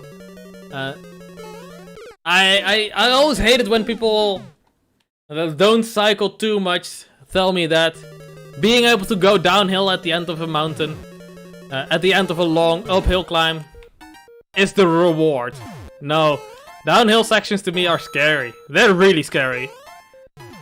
I don't like high speed and being in control of the vehicle that is going high speed myself. Maybe that's just me being stupid, but for example, I'm also... I don't know if I want to say... I'm also afraid to drive cars. I haven't even gotten my driver's license at all. Because I'm just afraid to drive cars. Oh no, why is this guy here? What the fuck is that guy doing here? You're not supposed to be here. Okay, this is a bad cycle, but I'm fine! Yeah, let's go! It might sound especially weird if you're an American to say I'm afraid of driving, because in America driving is just the only way to get around. It's so close! Oh no! I need to kill so much of my momentum there! I hate it. I hate it here so much. Oh, if you got good internet and good convenience stores, good ways to get food, basically, and then it's a great place to live, I think. I mean, assuming you're also kind of an outdoorsy person, you like to go on either hikes or cycles or mountain biking or what else do you do? Roller skating, unicycling, pogo sticking, bear hunting, bear riding, horse riding. And then it sounds like a great place to live. I don't know if you ride on bears over there in America though. You Americans do weird shit sometimes. Wait, you're American, right? Wait, no. Are you Canadian? I somehow very vaguely remember you might be Canadian. And The View, of course. The View.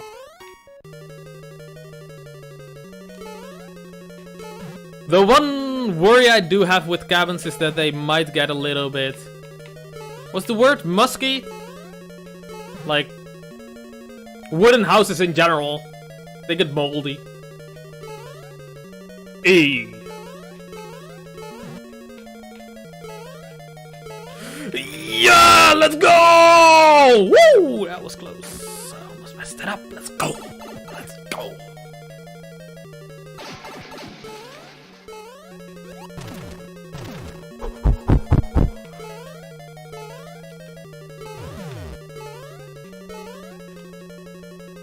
Oh wait, I have another shot at this. Okay, no, I messed up. Okay, so that's not quite the pipe I go into. Then you go to the left, to the right.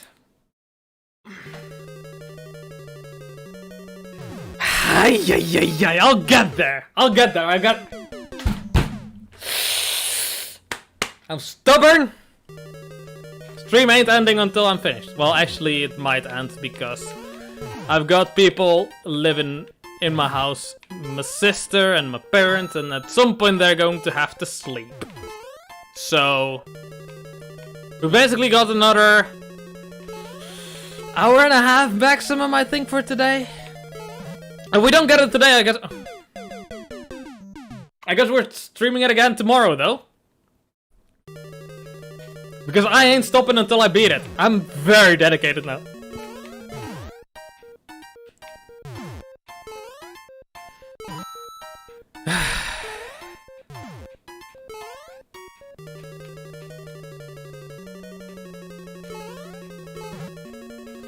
I don't remember what I was talking about. There was some tangent before the cabin view.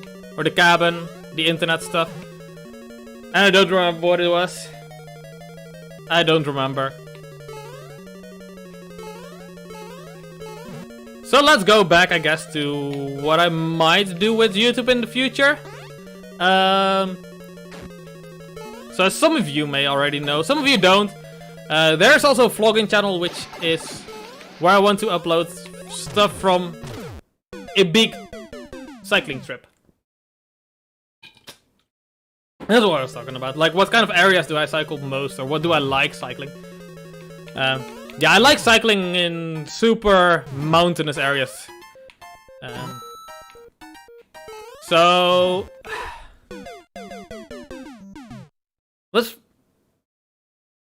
let's first talk about my longest cycling trip so far, and then I also want to talk about the cycling trip that I have planned for next year. But here's the thing, nothing is set in stone yet, and I don't also want to overhype people too early. I would like to get people appropriately hyped for that as the videos are going to be releasing, so that hopefully they actually get some views. You know?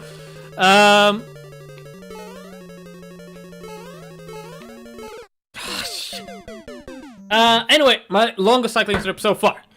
That is actually also on YouTube, but not on my channel. It is on my father's channel. And actually, I'm too lazy to link it right now. Maybe if I remember, I'll post a link at the end of the stream. If I remember. But basically, we live in the Netherlands. Up, north of Belgium, west of Germany, you know, right there, across the sea from England. Just basically right there. And we cycled all the way to Rome in Italy. Rome in Italy. Now, for those aware of European geography, that is quite a distance. It's not a massive distance if you go by car, for example, or by plane. It is a distance where lots of people do take the plane, though. So, for the Americans that might not be super familiar with the geography, let's say plane distance. It is a... Hold on, I forgot to jump. Jesus Christ.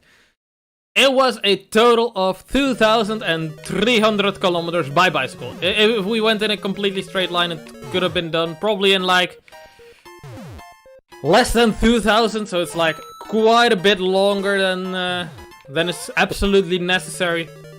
But you know, you gotta make the road a little bit wiggly if you're going on a long trip like that. You gotta make it a little bit wiggly to make it more interesting for yourself. Otherwise things are gonna get boring. You're just... Oh no, I'm a stupid idiot. You're just going to go along main roads and not really see all the touristy things or the best nature areas. And also Google Maps doesn't really care that much about your elevation gain. They just care about the fastest route. Even though you might be told to climb a 4,000 meter mountain. Which might be a bit too much. That might be a bit overzealous. Don't really like to do that. I honestly would really like to do that. That's good content. Because then you could title the video something like, I cycled up a mountain just to buy an ice cream at the top. Something like that. Maybe I'm being over dramatic here. But that's fun. That's the kind of stuff that I would like to do. So yeah, I did that trip to Rome with my father. It took roughly 4 weeks of cycling, but we had to slow down along the way. We easily could have done it in 3 weeks. The reason we slowed down, there are multiple reasons. First of all, we had booked a campground at our final destination in Rome, and we were going to meet up there with the rest of the family, with my mum and my sis. They were gonna come on over there, and well, the thing was booked. There was just a specific date to be there, at the final point. Though honestly, if that was the only thing, we probably would have just cycled to Rome, and maybe all the way to Naples, in the south of Italy, and back up. That was basically how fast we were going. We could have done that in the same time that we finished cycling to Rome. But we decided to slow down because my father also has mates. He has buddies. He has friends. And one of them wanted to join us for the final stretch, for the final week. So he booked a plane in advance to take his bicycle to Modena, and we met up there. And he cycled actually only like 3 days with us. There's a myriad of reasons where why he didn't continue all the way to Rome. He only did like a few days with us. The main two there were personal issues back at home that he had to attend to. Let's just put it at that. And there was also the fact that he just wasn't in shape at all. And we were in Rome in the middle of like in Italy, in Tuscany, in the middle of summer. It got to about 40 degrees Celsius. And there was no shade because Tuscany is basically a desert. Going uphill. Because the way Tuscany is laid out, Tuscany is a specific province. I think it's called the province of Italy. The way it's laid out is that the roads are specifically going across the crests of hills, rather than most roads that nowadays get made that go through the valleys of hills. The roads in Tuscany, they specifically go across the crests of hills, because that is easier to defend in medieval times, or the olden days, let's just say the olden days. So basically that was a really tough area to cycle, and he had to go home. I hit the block. I just wasn't paying attention.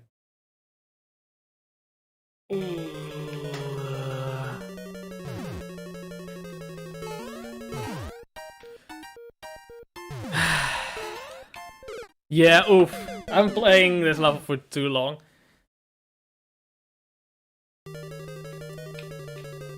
I'm having a great time today, though. Not just the level, but also great topics are coming up, because you guys have been an amazing chat today. You guys have been an amazing chat, giving some input into what I'm saying and helping me to find different tangents to go on. So I gotta thank you guys for that, actually. Oh, Zellerama Banana. Yeah, you were here earlier this week, right? You were here earlier this week, I think. I think you were here on Monday? I think you were here during the Mario Maker stream. The previous one.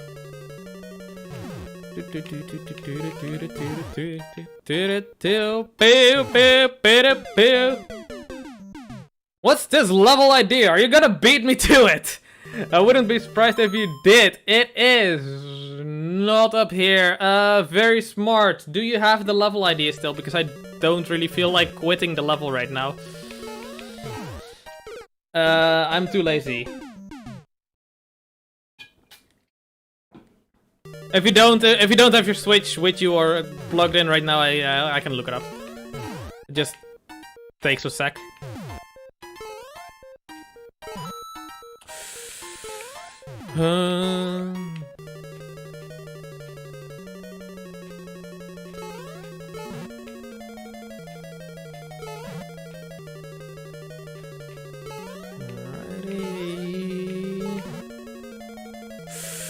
Wait, the cycle! Cycle. Because I've been talking about bicycles, it's a good pun! Great! Okay, nice. Anyway. Yeah, no, let's get back to bicycles a little bit. The trip to Rome. So we started off at my home here in the Netherlands, and we cycled first all the way south through Belgium, through Luxembourg, through France actually. We don't have the idea. Alright, so after this attempt I'll get the idea. And there are some just crazy things that happen along such a trip. Anyway, we started the trip with... Well, day 1 was only 3 people. Me, my dad, and one mate of my dad's.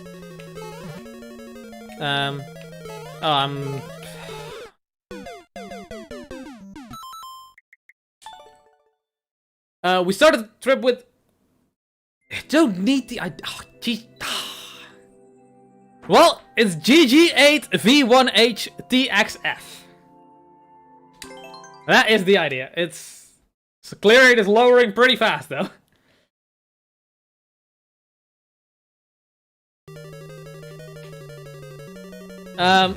But yeah, after day 1, we met up with another mate of my father's.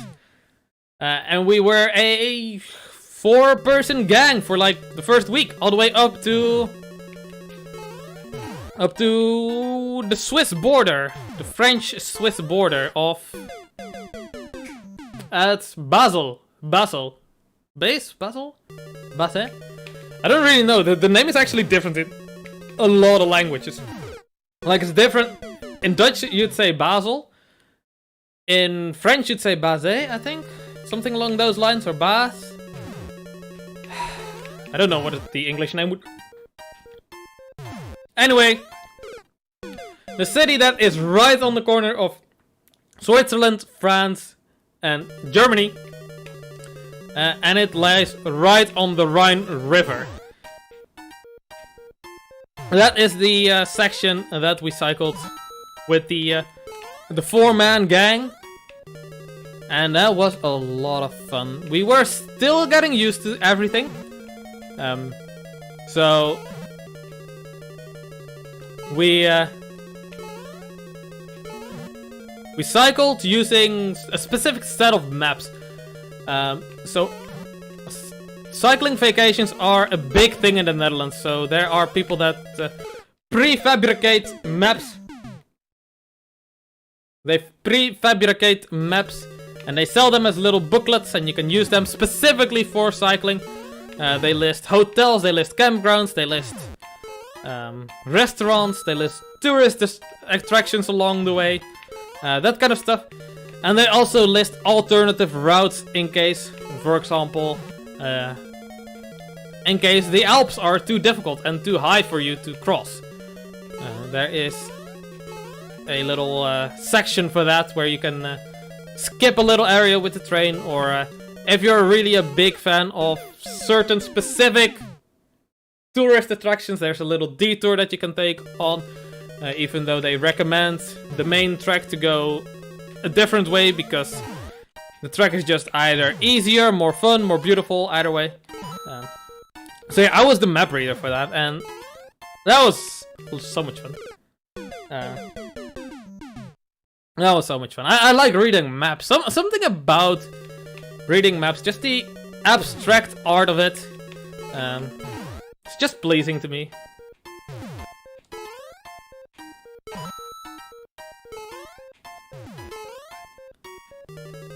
But that also means that it's always fun to talk about that trip with my father years and years later, because there are very different things that I remember than that he remembers, even though there are videos online that he made of the trip with like explanations of what happened.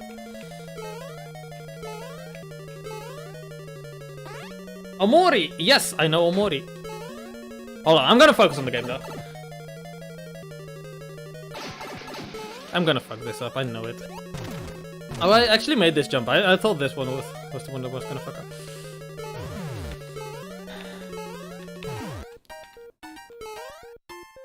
I hate these jumps! Oh, those jumps are so hard for me! Those jumps are hard for me in general. Ha ha ha ha ha ha. So it's gonna be another few hours before I'm able to get that jump, isn't it? Heart beating faster again because I was stressed out about that. Adrenaline is pumping.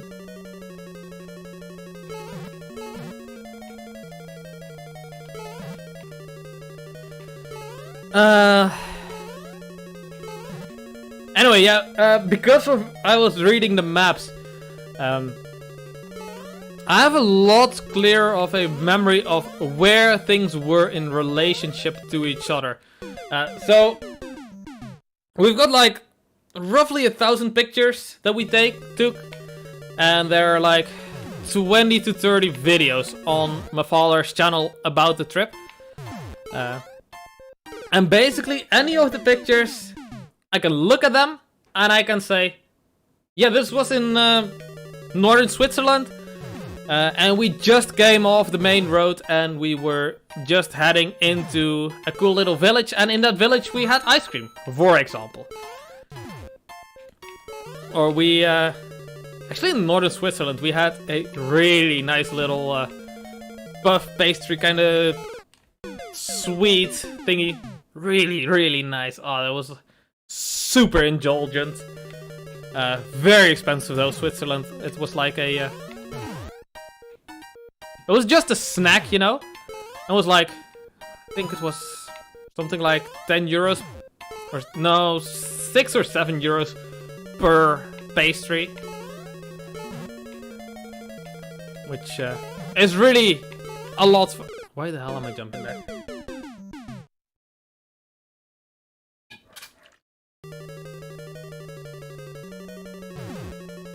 Oh, you sent your most difficult level. Yeah, I'm not good at the game. I'm trying my best, so if the level is too difficult, I mean, at this rate, I'm not even gonna get there. Ever. Because it's good. This level is just rough. Yeah, I wasn't paying attention. I was looking at chat.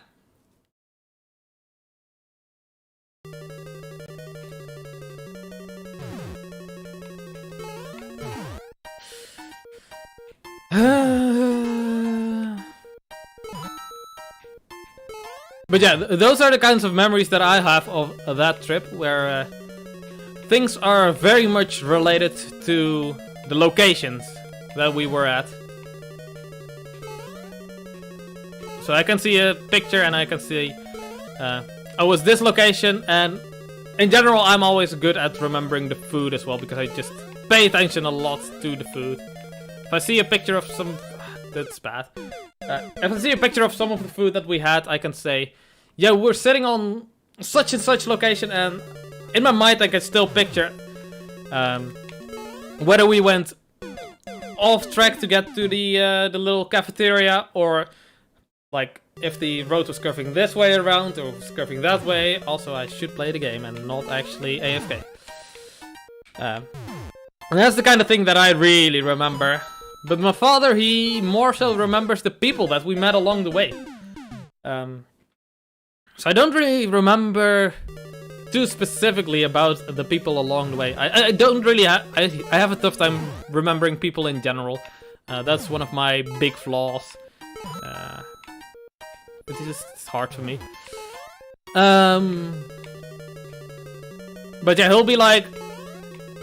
Okay, so for example, right the last day before we went across the highest point on the tour, the Splugenpass in the Alps, which is basically the border between Italy and Switzerland, which is where the road really goes along a high area of the mountains, but it's the lowest point where it can go past the mountains. So at some point you have to pass the Alps, and that's just a thing that you have to accept. But the day before then we were driving. We were cycling through the valleys there. Really nice little area. Actually, technically part of the Rhine River, or like part of one of the streams that eventually turns into the Rhine River.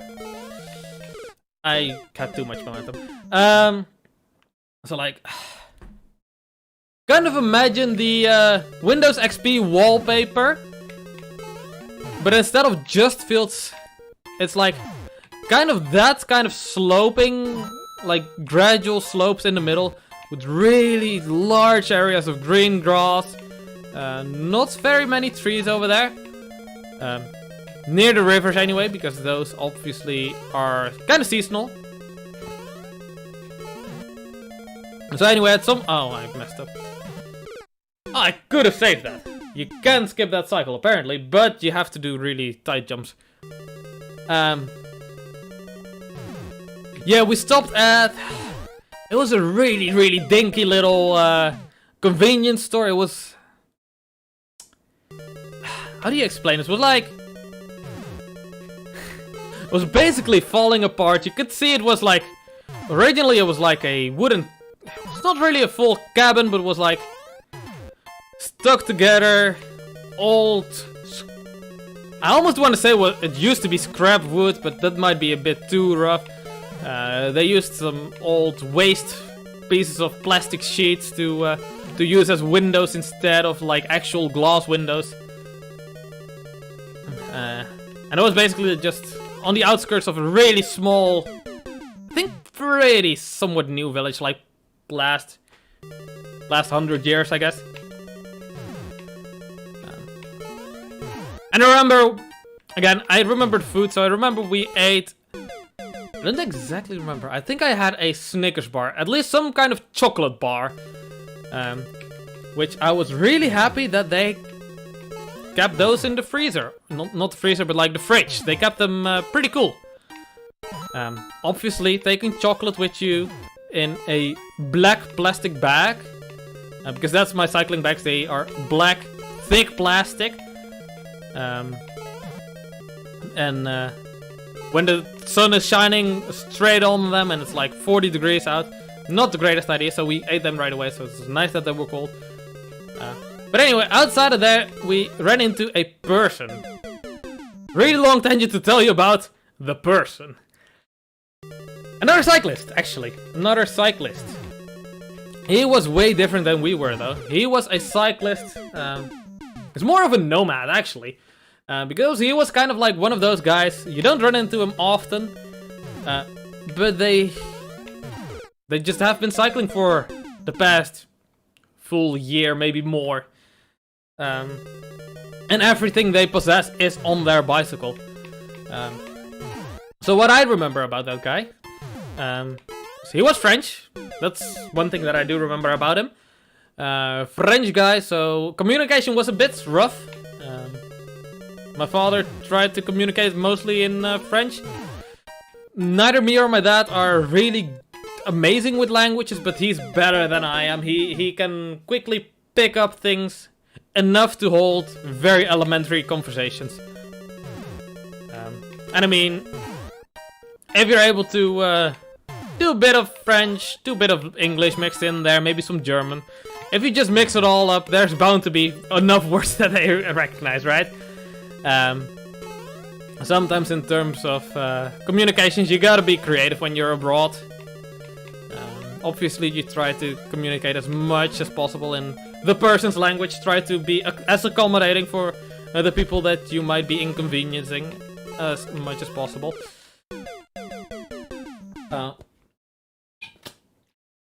Anyway, Mans that we met, he had a really dinky bicycle as well.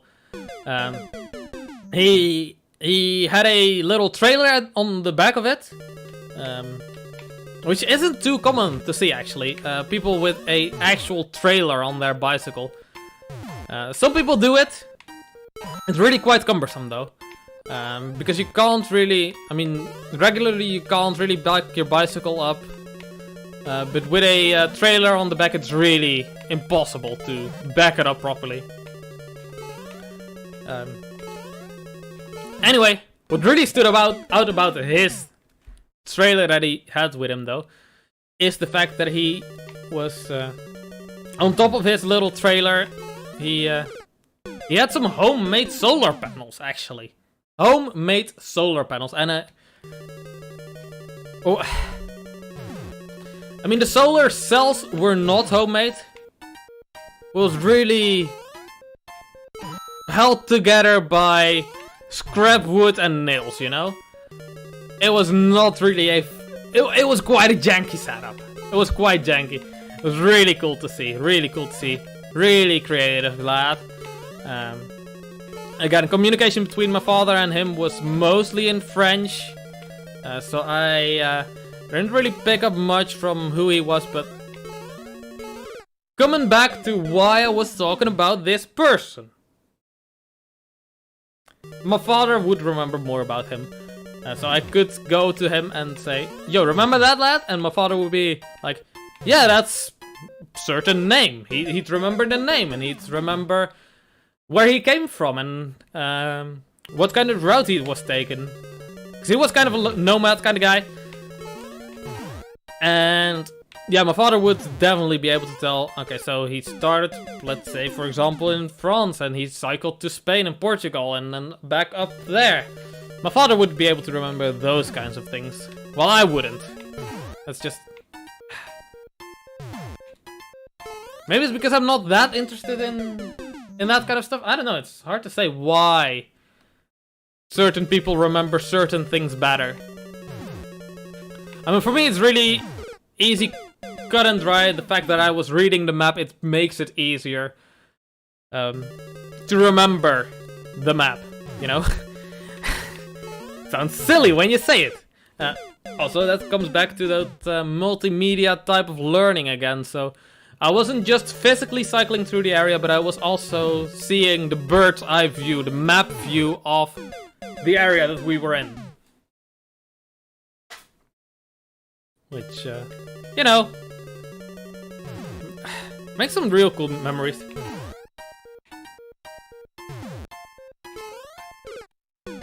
Hey! Thank you for stopping by, mate. It's been such a while. You posted your Discord in chat, right? I'll scroll up in a bit and I'll add you after the stream.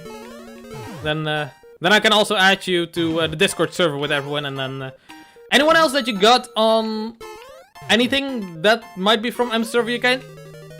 Anyone that has played on MServer UK, they are friends of mine. Or at least acquaintances and very welcome on the server. I don't know if I could really call someone that I don't even remember a friend, but they're very welcome. Very, very welcome.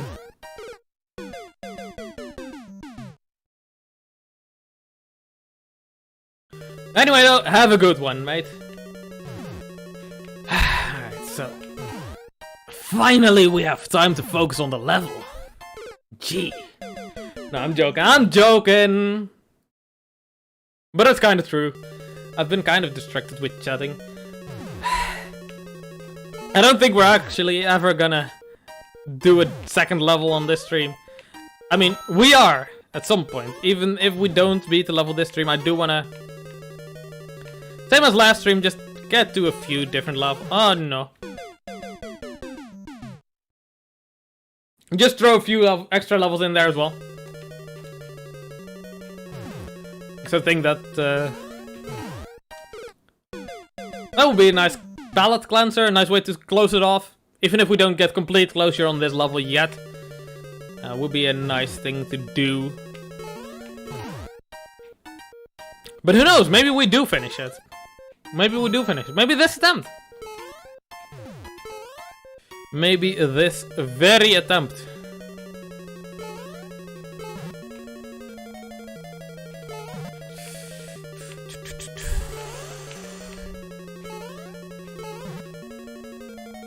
Alright, I'm waiting to cycle.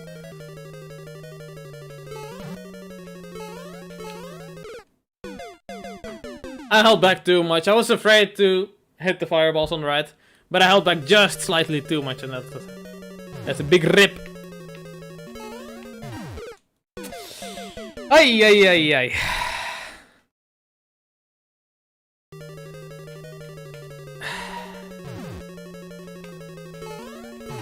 So yeah, I think I talked plenty about the trip to Rome for now.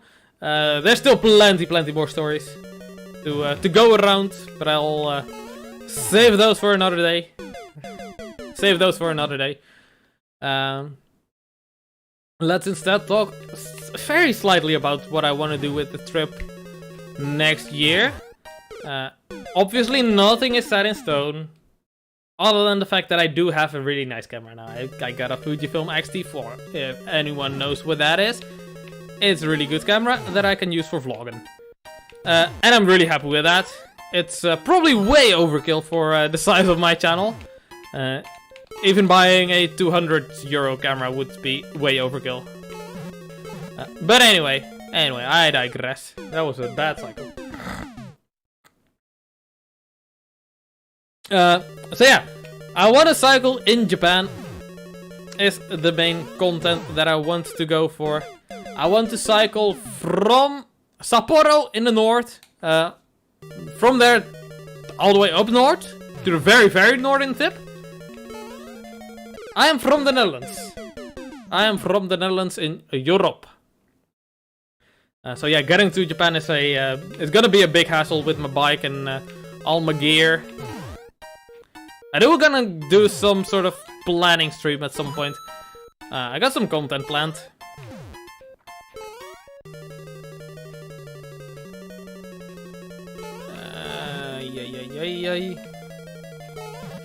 Yeah, so once I hit the very northern tip, I want to cycle all the way around the northernmost island. So Japan is made up of 4 main islands. There's like 6,000 islands in total. There's 4 main islands, and I want to hit at least every 4 of the main islands for a decent portion of the trip, at least like a full day of cycling on each island. So for Hokkaido, the northernmost island, I want to basically make a round trip, go through the center as well. Hokkaido is really cool because it's like right in the center of... Oh, this is a bad... it's fine. Right in the center of this island, there is a big... I wanted to go, and then I pulled back, and then it didn't work. Big mountains, and that's fun. I like cycling through mountains.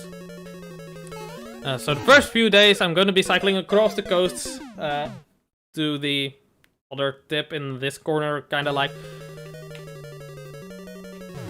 Gonna be doing that.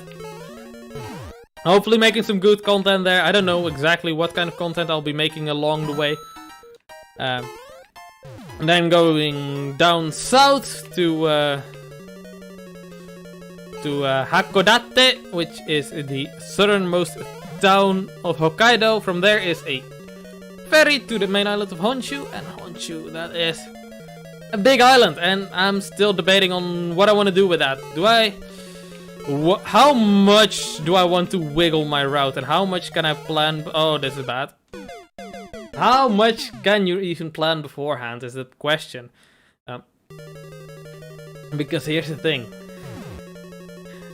It's really hard to estimate whether or not I can still hit the same distance per day if I cycle and film as much as I want to. Because, as I said, with my father there have already been made videos, but the way those videos were made barely, if at all, impacted our cycling speed. So, most of the footage that my father got is using a GoPro mounted to the front of the bicycle. And, yeah. Basically, GoPro to the front of the bicycle! Oh, let's go! Let's go! And you can just click it during cycling, you don't even have to stop. But I want more immersive content, more side view content as well. I want people to be able to see the landscape more. Ah! Ah!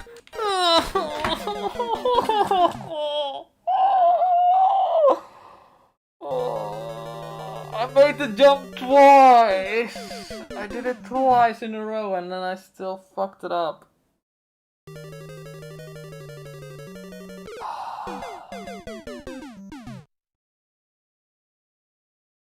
Oh, yeah, am I okay? I don't know. I don't know.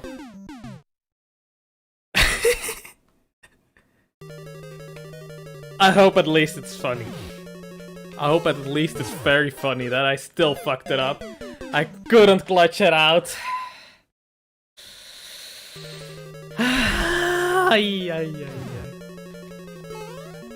I'll just do it again though. Just do it again. Without the failing at the end part though. Okay. No, actually, coming back to that, I'm not okay. I'm really not okay. Oh, yeah. Oh, no. That was probably the last difficult jump, wasn't it? That was probably the last difficult jump, wasn't it? Like, after that, it's just to the left, to the right, and then... I'm assuming it's to the pipe. It might actually be an up pipe. If there's an up pipe at the end, I'm gonna hate you so much.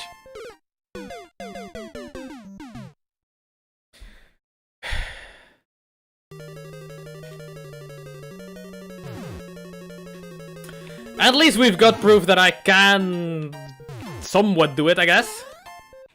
It's not beyond my skill level. It's not completely beyond my skill level, at least.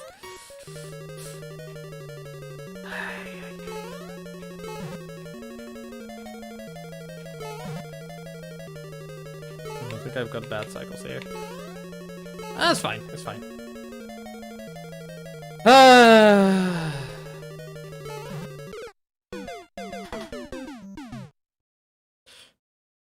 So yeah, in terms of like what kind of getting footage while out mainly cycling, it's really, it's hard to gauge and hard to plan for, you know?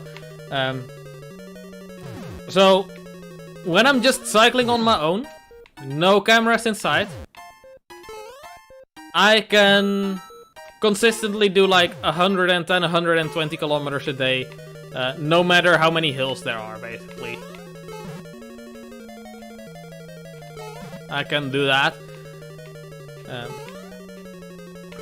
I don't know if I can still do that if every 10 kilometers I'm getting off the bike, putting down the tripod, putting the camera on the tripod, clicking record, cycling that way, cycling that way, cycling back to the tripod, grabbing the tripod, stopping the recording, packing in the tripod, putting it back on the bicycle, packing the camera back in the bike as well, and then continuing on to cycle. Because that is a lot more steps than what it looks like on camera. On camera it looks like, oh, you're just cycling tranquilly in some sort of a nice foresty, woody area.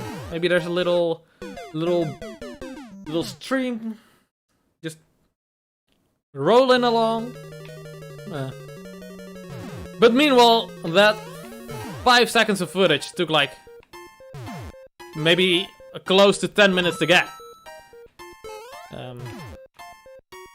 So I don't know how that's going to interfere with how many kilometers I'm gonna be able to make per day.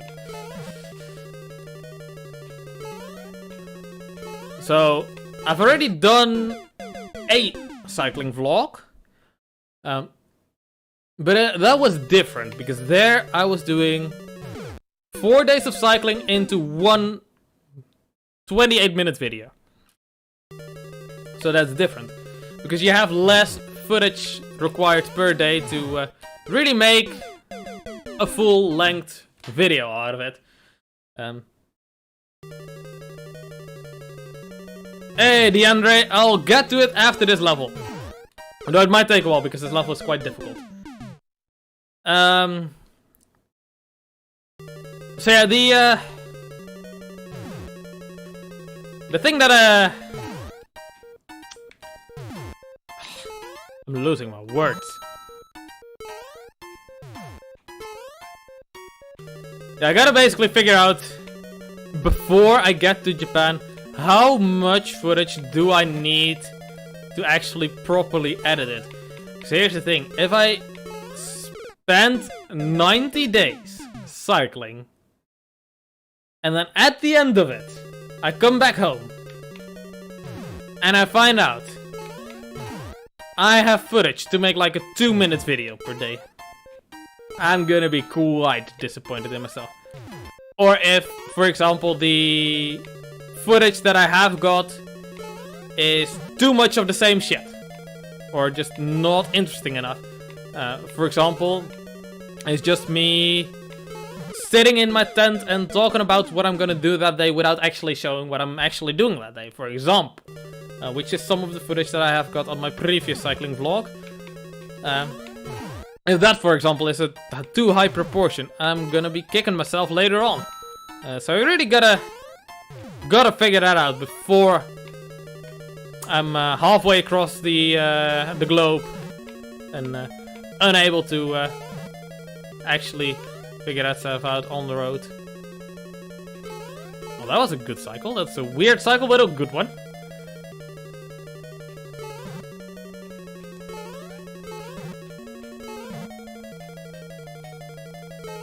Oh no, I went too late. I should have put earlier. I threw it all away. But I don't know. That kind of stuff I think is interesting to think about. But I don't...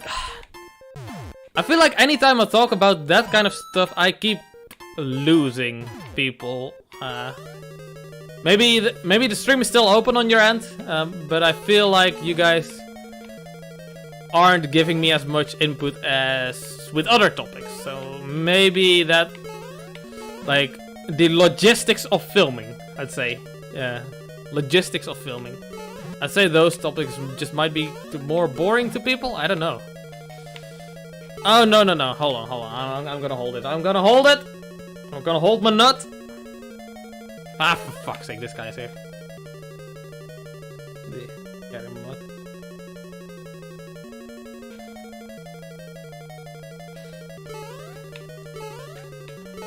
Okay, there we go. Okay, we're gonna win. Alright? Easy. Easy clap, let's go. I held very too soon. Never mind. We're not gonna win yet. I just wanted the stream to go a little bit longer, alright? Ah, yeah.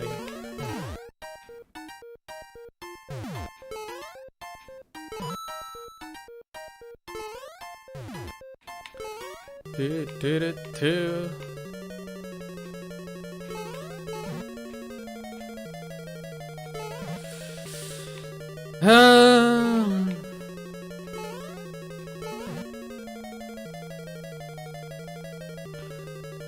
But yeah, anyway, that's just things going on in my life and things that I'm personally really excited about. I was looking at plane tickets earlier today, figuring out like how expensive is it actually to get over there, and like, should I be saving more money or should I be am I basically able to spend more on camera gear, for example? For example, I'm gonna be buying a GoPro. Can I buy maybe 2 GoPros? Maybe that would be fun. So we can have 1 GoPro that's permanently strapped to the bicycle that would make things a bit easier to grab some more footage. Or stuff like that. I think it's interesting to think about. Plane tickets, as they were listed when I was looking today, were cheaper than I was expecting though.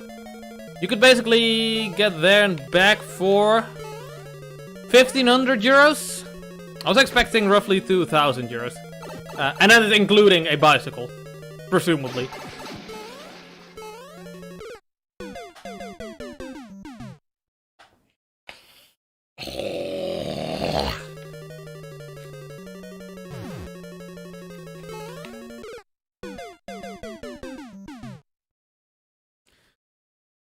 Hey. I think we're closing in on 5 hours on this one level, right?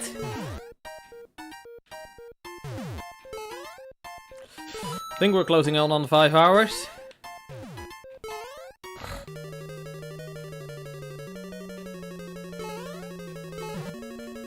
Anyway, we talked about what I want to do on the vlogging channel, so I guess let's also talk about what I want to do with the gaming/streaming channel a little bit.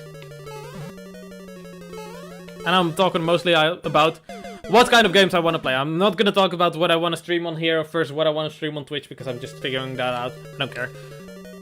Well, I do care, but it's just not something I don't know right now.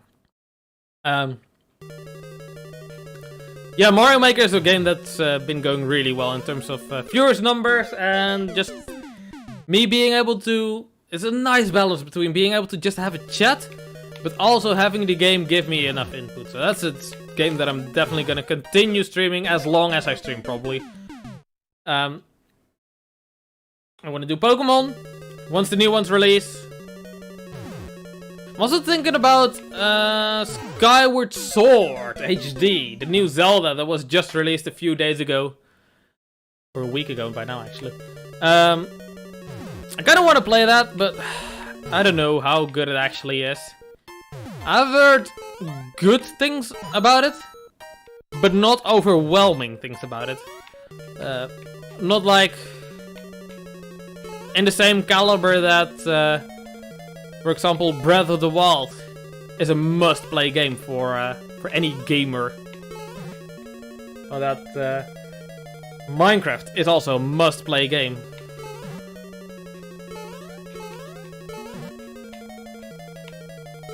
I'm late! Okay, I'm fine though! Woo! Let's go! Let's go! Oh, I missed my chance. It's fine though. I hate how you can see the doggy there. It makes me so scared every single time. Ah, so close, so close. E! I'm gonna say E every time you type E, by the way. I don't think you've noticed yet. I do need to fix my or get a reverb thingy so I can be like bring out a really powerful E that really reverberates a lot.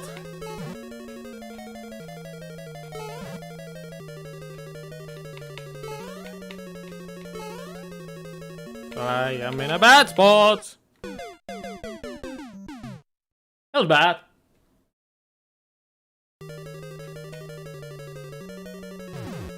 Yo, I really do enjoy the fact that you keep posting those E letters in chat, by the way. Even though it's kind of... I guess you could classify it as spam, or like, unhelpful messages. I just hope that YouTube thinks that because there's more chat interaction that my stream is better than it actually is. My stream is kind of janky. But maybe if people are actually typing in chat a little bit, maybe then YouTube will be like, yo, people are typing in this guy's chat? Yo, he must be fun. At least that's what I'm hoping. I don't know how YouTube operates, and YouTube itself doesn't even know how they operate. That's bad. Hey, ay, ay, ay.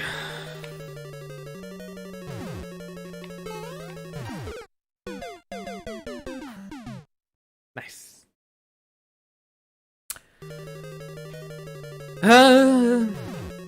So yeah, an E in here every once in a while. A-okay with me. Actually, why the hell is this ducky so far back? It should be more prominent. You deserve to see the ducky. Oh, that was close. That was bad.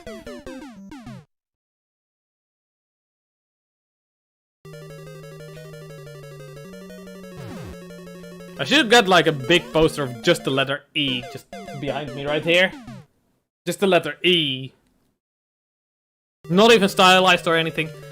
Just like, I don't know. Just a very standard font like Arial or something. Just E. Whatever the YouTube font is. I think it's something like Arial.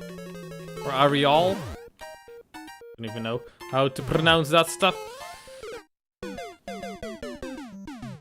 That. Gosh darn it. Gosh darn it! Hey, hey, hey, hey, hey, hey, hey.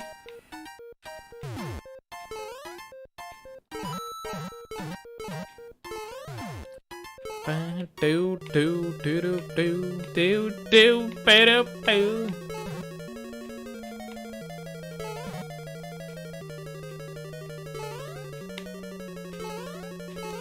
Oh no. Oh no no no. I messed up. Ah.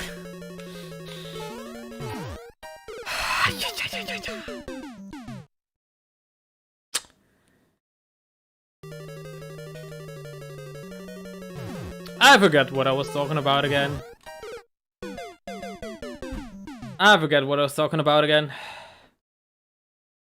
Okay, so very smart. I think I'm gonna give it like 5 more minutes for today. And then we're gonna get a few easier levels in here. Just to ease out of it a little bit. Get some good easy fun in here. And then I think probably tomorrow. No 100% promises on being able to stream tomorrow. But there's a good chance that I'll be able to stream tomorrow again. And either otherwise it might be a Sunday stream.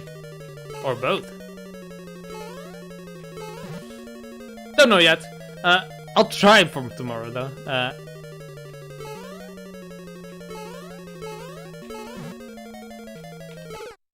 Okay, that was just stupid.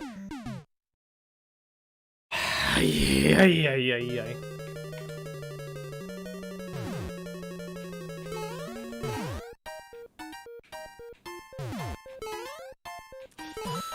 Ba-da-bow-bow-doo-doo-doo-doo.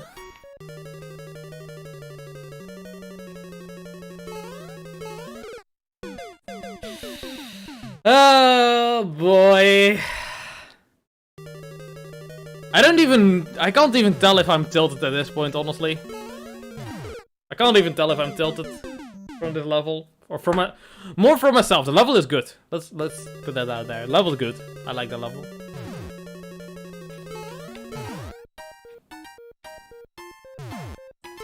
I would like it a lot more though if the stuff at the top of the screen was all filled in with blocks though. I mean this area is all filled in with blocks, but if it was all filled in with blocks instead of having some areas just be a one tile thingy. Okay, that was bad. Yeah.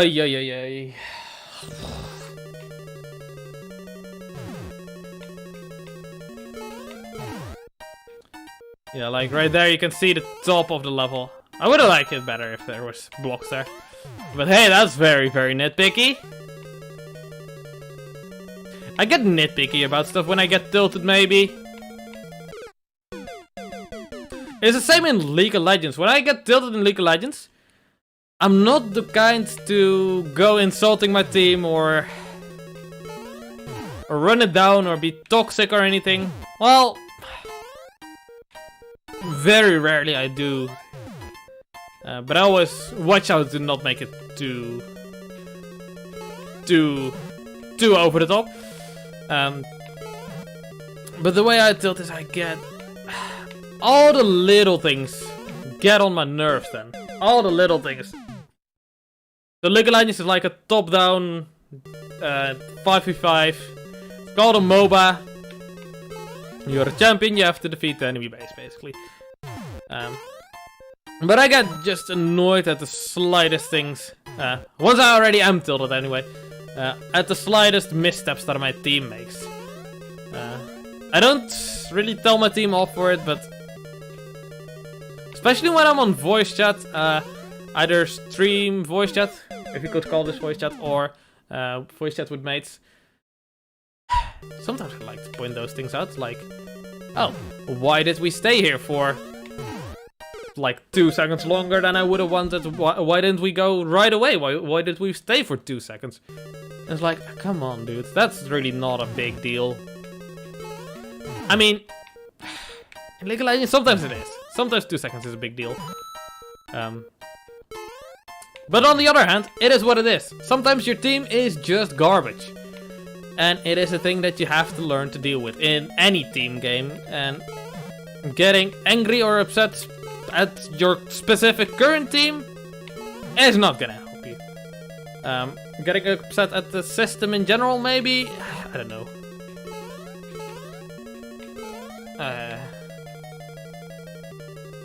The builder from this level should be still here, yeah. He doesn't chat too much. I think he's doing other stuff on the side. It's sniped! I think he's either playing Mario Maker himself or doing some other gaming things. I don't know exactly.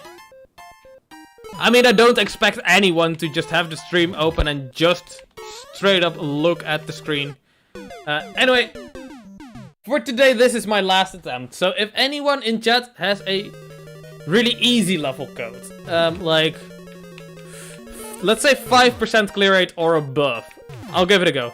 If it's harder than that, I'd really love to save that for a different stream where I have more time left. But I do want to play like a few casual levels next. We're probably not going to be able to finish this level today. I'll come back to it another time. Yeah. Okay. Final attempt. That was that. Unfortunate. So, there are level codes in chat, but I don't think anyone that posted a level code is still here. Maybe, I don't know. I'm sorry, but if you have posted a level code in chat, could you please repost it? So, 1, I know you're still here. 2, I don't have to scroll up in chat and just guess random people if they're still here. This level used to be a 0.55% clear rate, and I lowered it to 0.38. Well, it's at 2,000 attempts. It hasn't even gotten a single clear since I started trying it, by the way. Was it 8 clears when I started trying on Monday? Yeah, Monday.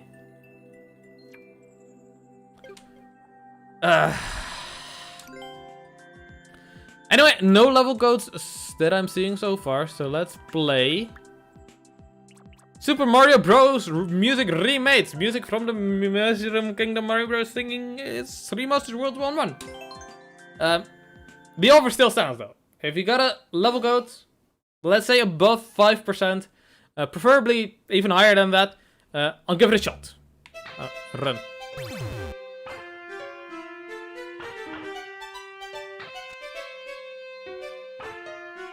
This is shit!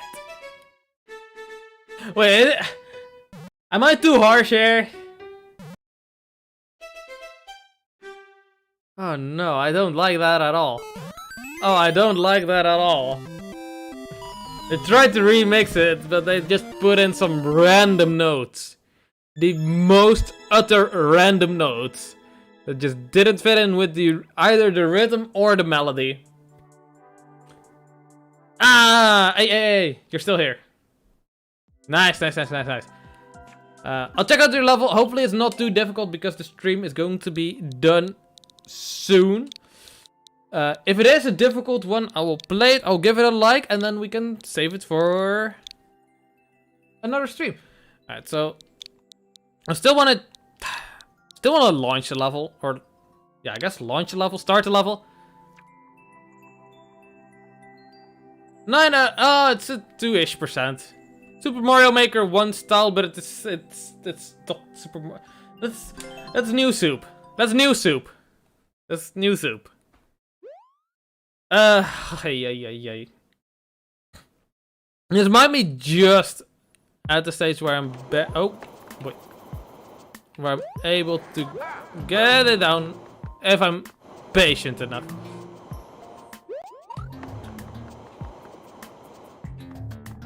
Not gonna cycle skip because I am slow and methodical today.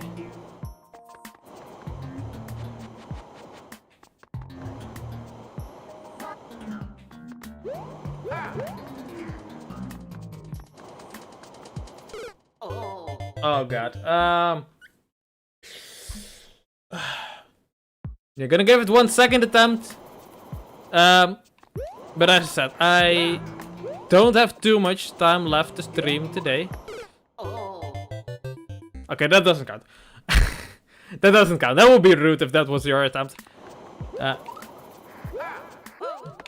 So I'd really rather give it like the attention that it deserves in the next stream. Which I hope is tomorrow or Sunday. But no promises. Chances are Sunday might be a stream on Twitch actually. My link to Twitch is in the description if you care to check it out. On Twitch I like to branch out to different games a little bit more if possible.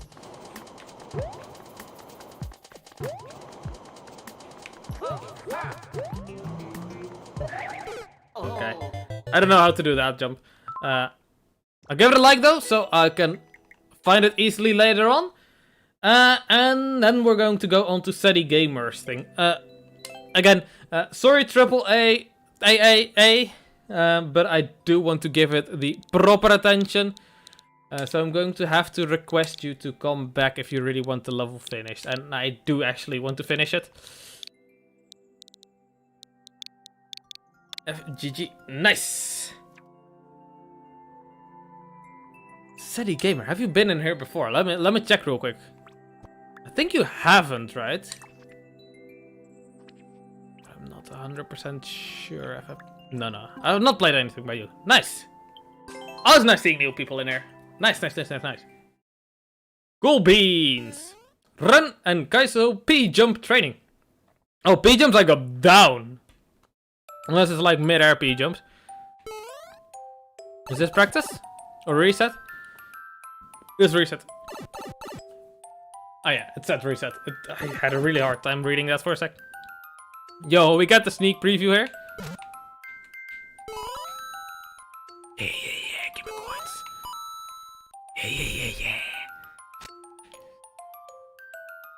Yeah, give me coins. Okay, let's play the level now.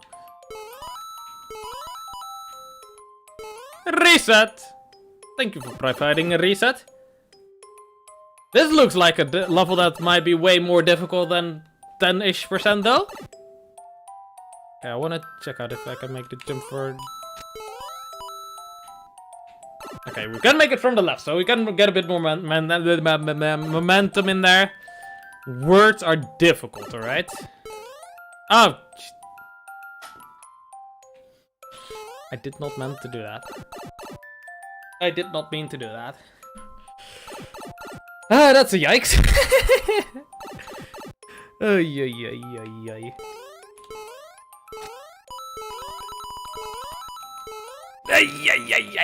Okay, we didn't die, so that's good.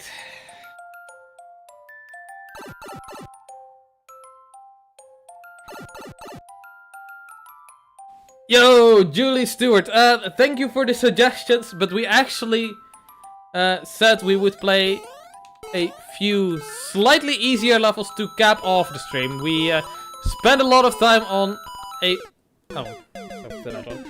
we spent a lot of time on a really difficult level earlier. Already spent like... well, the entirety of the stream up until 10 minutes ago, so... almost close to 3 hours today, and I actually already spent 1 hour and 40 minutes on a previous stream on that one level. And I still haven't been able to beat it, so... for now, since the stream is not going to be running too much longer, I'm going to be playing some easy levels right now. 72%. Okay, so depending on how long this level takes, I'll still... yeah, okay. 7% I'll give it a shot. It's not that difficult. I mean, it's very difficult for me because I'm not that great at the game. I'm gonna be honest.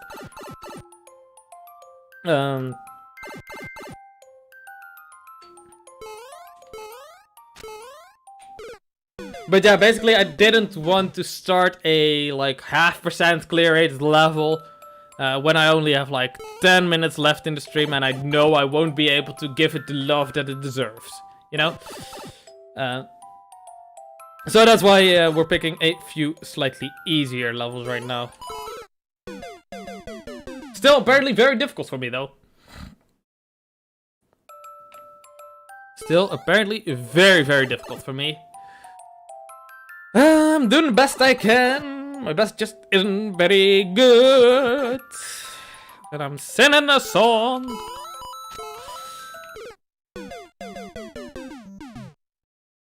That jump is more difficult than it looks. Okay, well that jump is easier than it looks. Then I'm making it look anyway. That jump is pretty easy, but I'm making it look difficult. Wait, why am I going to the reset pipe? That makes no sense. Okay, well, we're alive at least. So...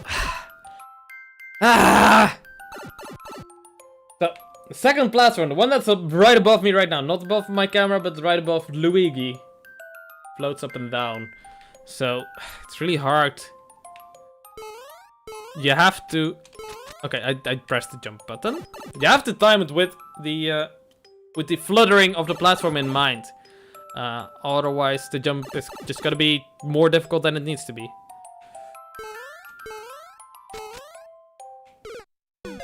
Okay, I had a good flutter there, but I still messed it up. Okay, wait. I don't need to go into the reset pipe right away. Ay, ay, ay, ay, ay.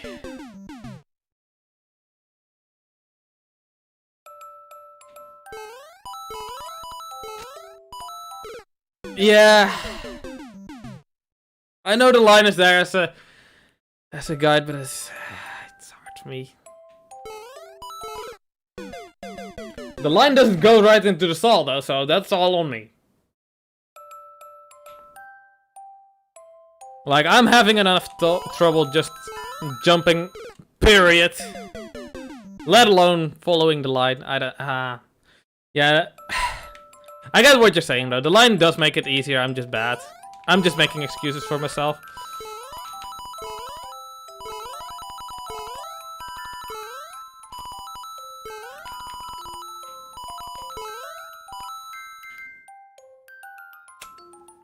I'm happy with that attempt.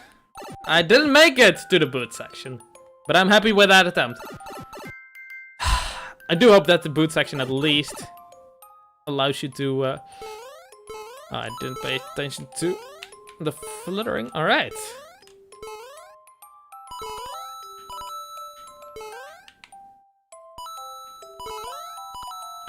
Oh yeah, press the button. Anyway. This level does not look to me at all like it's a 10-13% clear rate though. How did you get a 13% clear rate on this? It looks to me like a 2%er. Or maybe I'm just that bad. Oh, okay, hold on. I'm gonna wait for the flutter.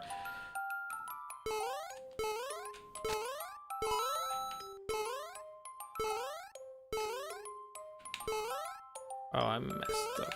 Wait, you can go over top there, maybe. Maybe you can cheese it. Can you go over top? I think you can. I think you actually can go over top there. Might be worth to attempt. I'll attempt it. I'll attempt the cheese. It's good content.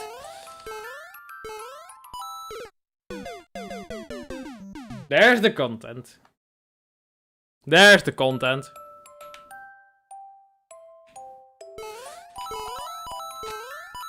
Oh, that was yummy. Okay, reset.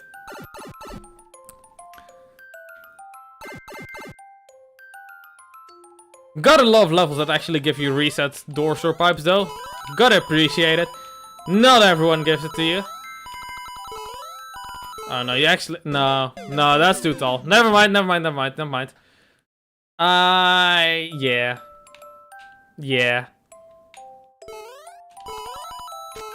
Oh, that's bad. Yep, that's bad. I mean, maybe it's a 13% clear rate because of all the, because you can easily reset it. The reset pipe. So people get a lot more chances to come back. Instead of dying every single time they fail.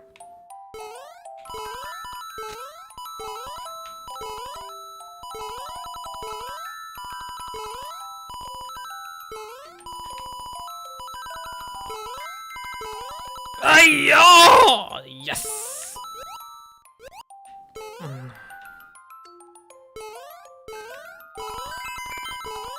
Oh, wait.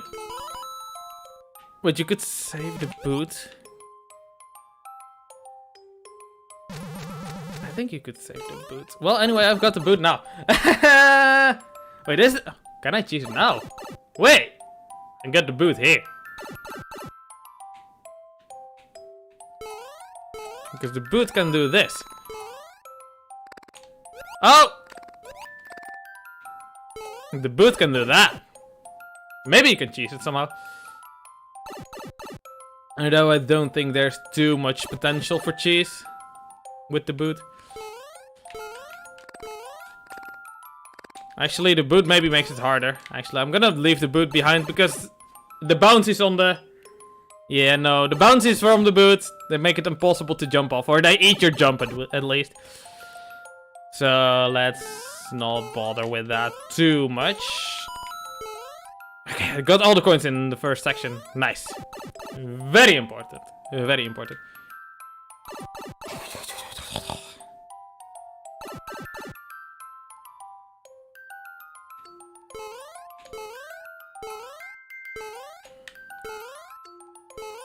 Yeah. Go. No, I should have held right.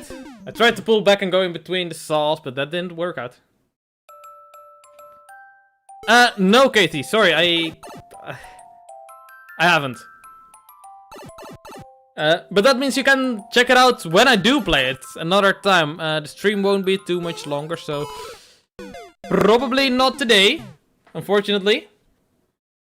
Unfortunately. Okay, that's bad. Yeah, I just hope I can finish this level, and honestly, I'm probably gonna have to end the stream after this one. Because it is getting late. And people in my house are probably going to start going to bed in like 10-ish minutes, and I don't want to keep them awake with my silly streams. So, yeah. If you want your level played though, I won't remember your level code, so you will have to come back in a different stream. But if you then tell me that you already posted your code in an earlier stream, hopefully I'll remember and give you some priority there. Priority queue or something like that. I don't know. Because you have been waiting already. You have been waiting, so I do want to play your level. I do want to get to it.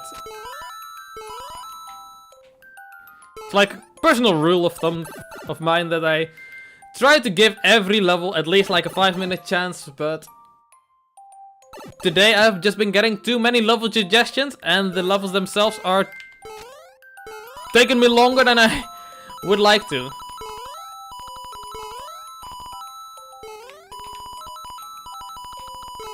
Like, the only chance I have of just quitting your level after 5 minutes, because I have done that in the past, is if your level is... if it's two things at the same time. If it's just... if it's a level that I do not enjoy playing, to put it in hopefully nice terms. Most levels I do enjoy playing though, so let's not be too rude here.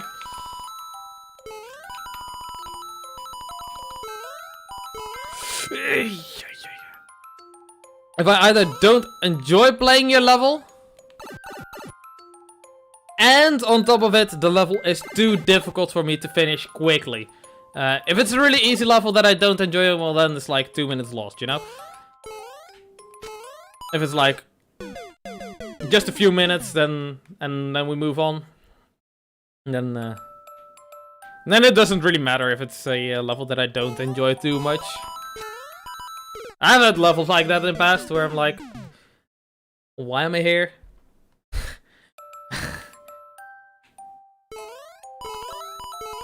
Nope, that don't work.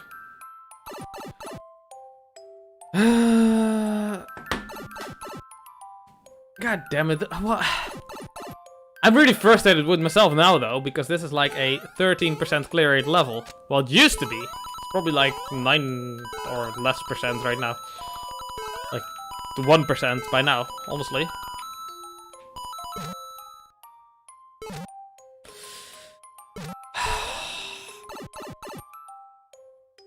I don't know, is it reasonable to get frustrated with myself for this performance that I'm putting down?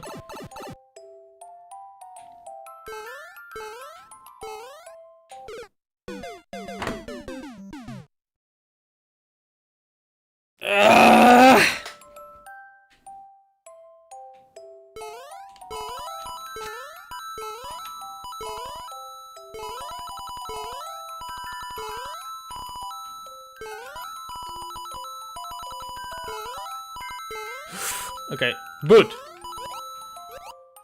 Now I know what to do. I messed it up! Well, let's just get the boot over here anyway.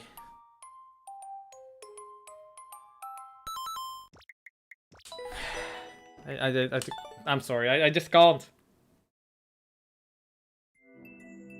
Right now, I just can't. More info. Let's check out the thumbnail.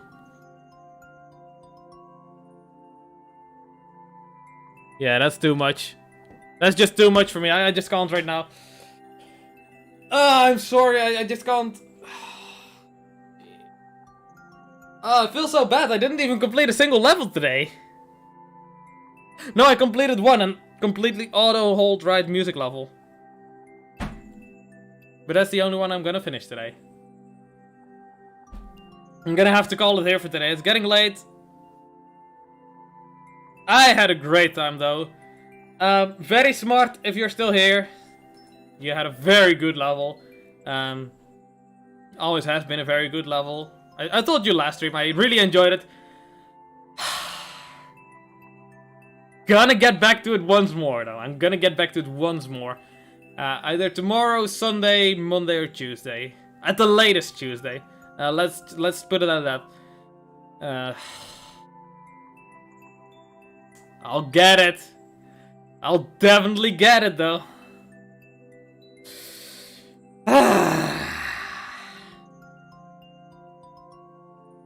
Well, anyway.